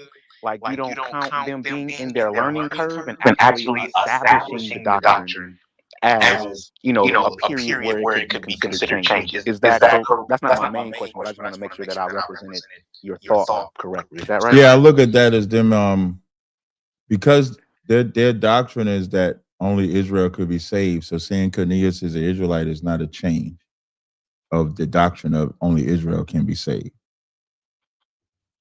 Okay, gotcha. So what would you? So my actual question is, and it's not even a gotcha or trick question. It's just, what would you consider a doctrinal change to be from once, say, a group forms, right? I know you guys. I know you don't feel like any other group should be forming, but say another group forms, right? And they're in their quote unquote learning phase in the truth. Mm-hmm. What would you consider a change in doctrine from an organization or a camp or a group to be? What would you consider a change? Like, what time period would mark where it's like, okay, you guys now changed? Like, what does that You talk about like an Israelite group? So I can understand when you say you didn't change, but others did. Are you talking about from like an Israelite group? Yeah, I'm talking about from like an Israelite group. So, like, for example, when we talk about salvation and who it's for, whether it's for Israel or whether it's for all nations, which I have a totally different understanding than everybody, but just using that example, a group starts off teaching only Israel, and then they start teaching after they've done their research, their homework, or whatever the case may be. Then they start teaching the Gentiles, right? You're saying that that's a change. You talked about Genesis changing to that. So I'm saying, what is considered? What do you consider? If you don't consider, I'll put it like this, so it might be a bit easier. I think I get you. Let me see if I got it. I think with Cornelius, I don't look at that as a change, but I look at you saying salvation is for everybody is a change. And what's the difference? The difference is that Cornelius is an occurrence. The Cornelius is like a conversation that Peter has with a man. And if your doctrine is that salvation is only for Israel and you just don't have the understanding of that breakdown, that's not a change. But because your foundation is salvation is only for Israel. But when you change your stance of salvation is for everybody, now that has nothing to do with Cornelius at all. That has to do with the promises. That has to do with the kingdom of heaven. That has to deal with all of that. Now we're not talking about Cornelius anymore. We talk about your core foundation. Your foundation has now changed. So now the Edomites can get saved, the Moabites can get saved, the Ammonites can get saved. That's different. That's not a Cornelius event. That's a all nations event. So that's different to me. That's you changing your core at that point. Like earlier, for example, when we was talking about the Hebrew, for example, Hebrew, if I was to switch from ancient Hebrew to modern Hebrew, I'm not changing my foundation. That's just language. It's not changing the foundation. But if you go from like Immaculate Conception to if you go from Joseph is the father to Immaculate Conception, that's changing your foundation. So that's how I compartmentalize it, if that's a better understanding for you. Okay, I appreciate that. I understand you. I appreciate your time and everything that you do for the people. I definitely got a new perspective of you this evening. So, all praises for that. Answer to my all questions. praises. Actually, BK, we do say that too. We do say all praises, but our go-to term is Most High in Christ. That's a UPK term, but we do say all praises too. Shout out to Humble Lily. Well, I will say Most High in Christ. Thank you, brother. Thank you, brother. What type of Hebrew do you use when you say it, though, Cap? All praises. Don't Oh, mess okay. with you. Don't mess with you.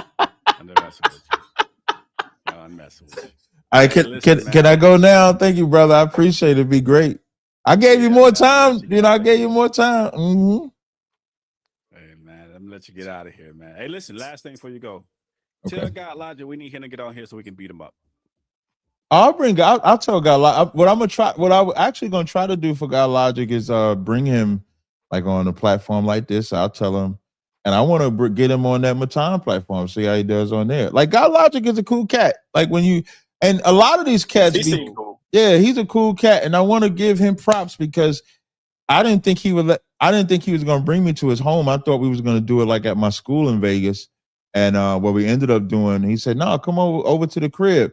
And his wife has a sense of humor. So when I go into their house, his wife is there, and I thank his wife. I said, "I really appreciate you letting me come into your home." She said, "Oh no, Cat, we love you. It's cool." And when she comes down the stairs, she looks at this thing. She said, "What do you think about this Christmas tree?" So she has a Christmas tree in there. And this is what I said to her. I said, "I wish I had an axe to cut this tree down." That's what I said. And I did the whole gesture and everything with the axe symbol. And so we laughed and chopped it up. And Logic was a cool cat. I don't think he know the Bible like that. At Melchizedek, he wasn't ready for that. But I do think it's good if we could bring him over to Inside the Nation, do an interview. I'll see if he's willing to do it. I will reach out to him for you. Yeah, that's what's up. I appreciate it. Don't tell him we're still gonna beat him up. It was a joke. You know how we like I ain't to gonna relax. say that. I know how to get him on the live. Yeah, I know how to get him on the live. Hey, well, listen, Cap, man, we definitely appreciate you sliding through. Rick, you got anything before we get out of here? Shit, everybody have a happy Sabbath tomorrow. Enjoy your time. Definitely. Will do. And I appreciate y'all having me on. Salute to y'all. Before I go in the shout of Lashawan Kwadash, Yahweh Bashim Yahshua Brakathum, Yahweh Shema Thum Bashim Yahshua. What I said in When the I know English. how to return that back in biblical Hebrew, I will send you that. I text it to you. What I said, what I said in the English was, "The Lord in the name of Jesus bless you to the brothers. The Lord watch over you in the name of Jesus to the sisters." That's what I said. Shout out to the Lashawan Kwadash. Appreciate it. All right, no sweat. Shalom, brother. Shalom. Oh man, hey, that's what's up. That's what's up. Good. Awesome show, man. Still got like 700 people watching with 250 likes. That's what's up.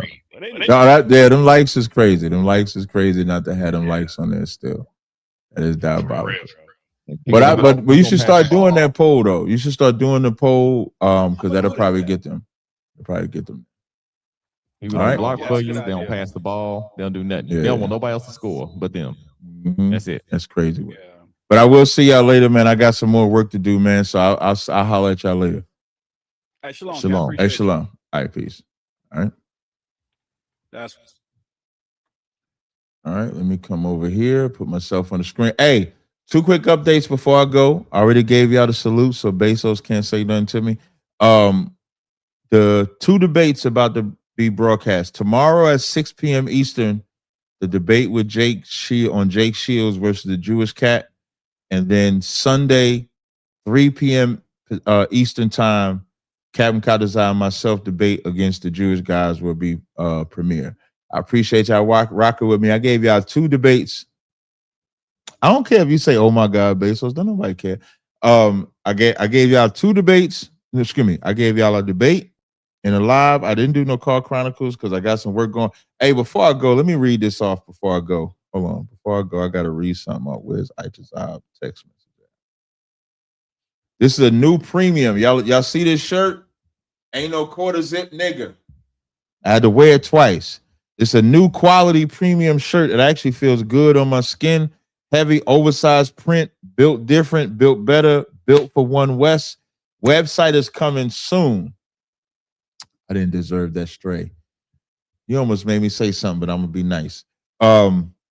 You want to hit up Itazab on Facebook if you want to get this shirt. If you ain't no quarter zip nigga like me, I'm a real nigga university. Shout out to Itazab. I'll see y'all.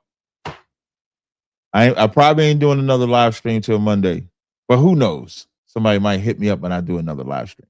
So until next time, Shalom Israel.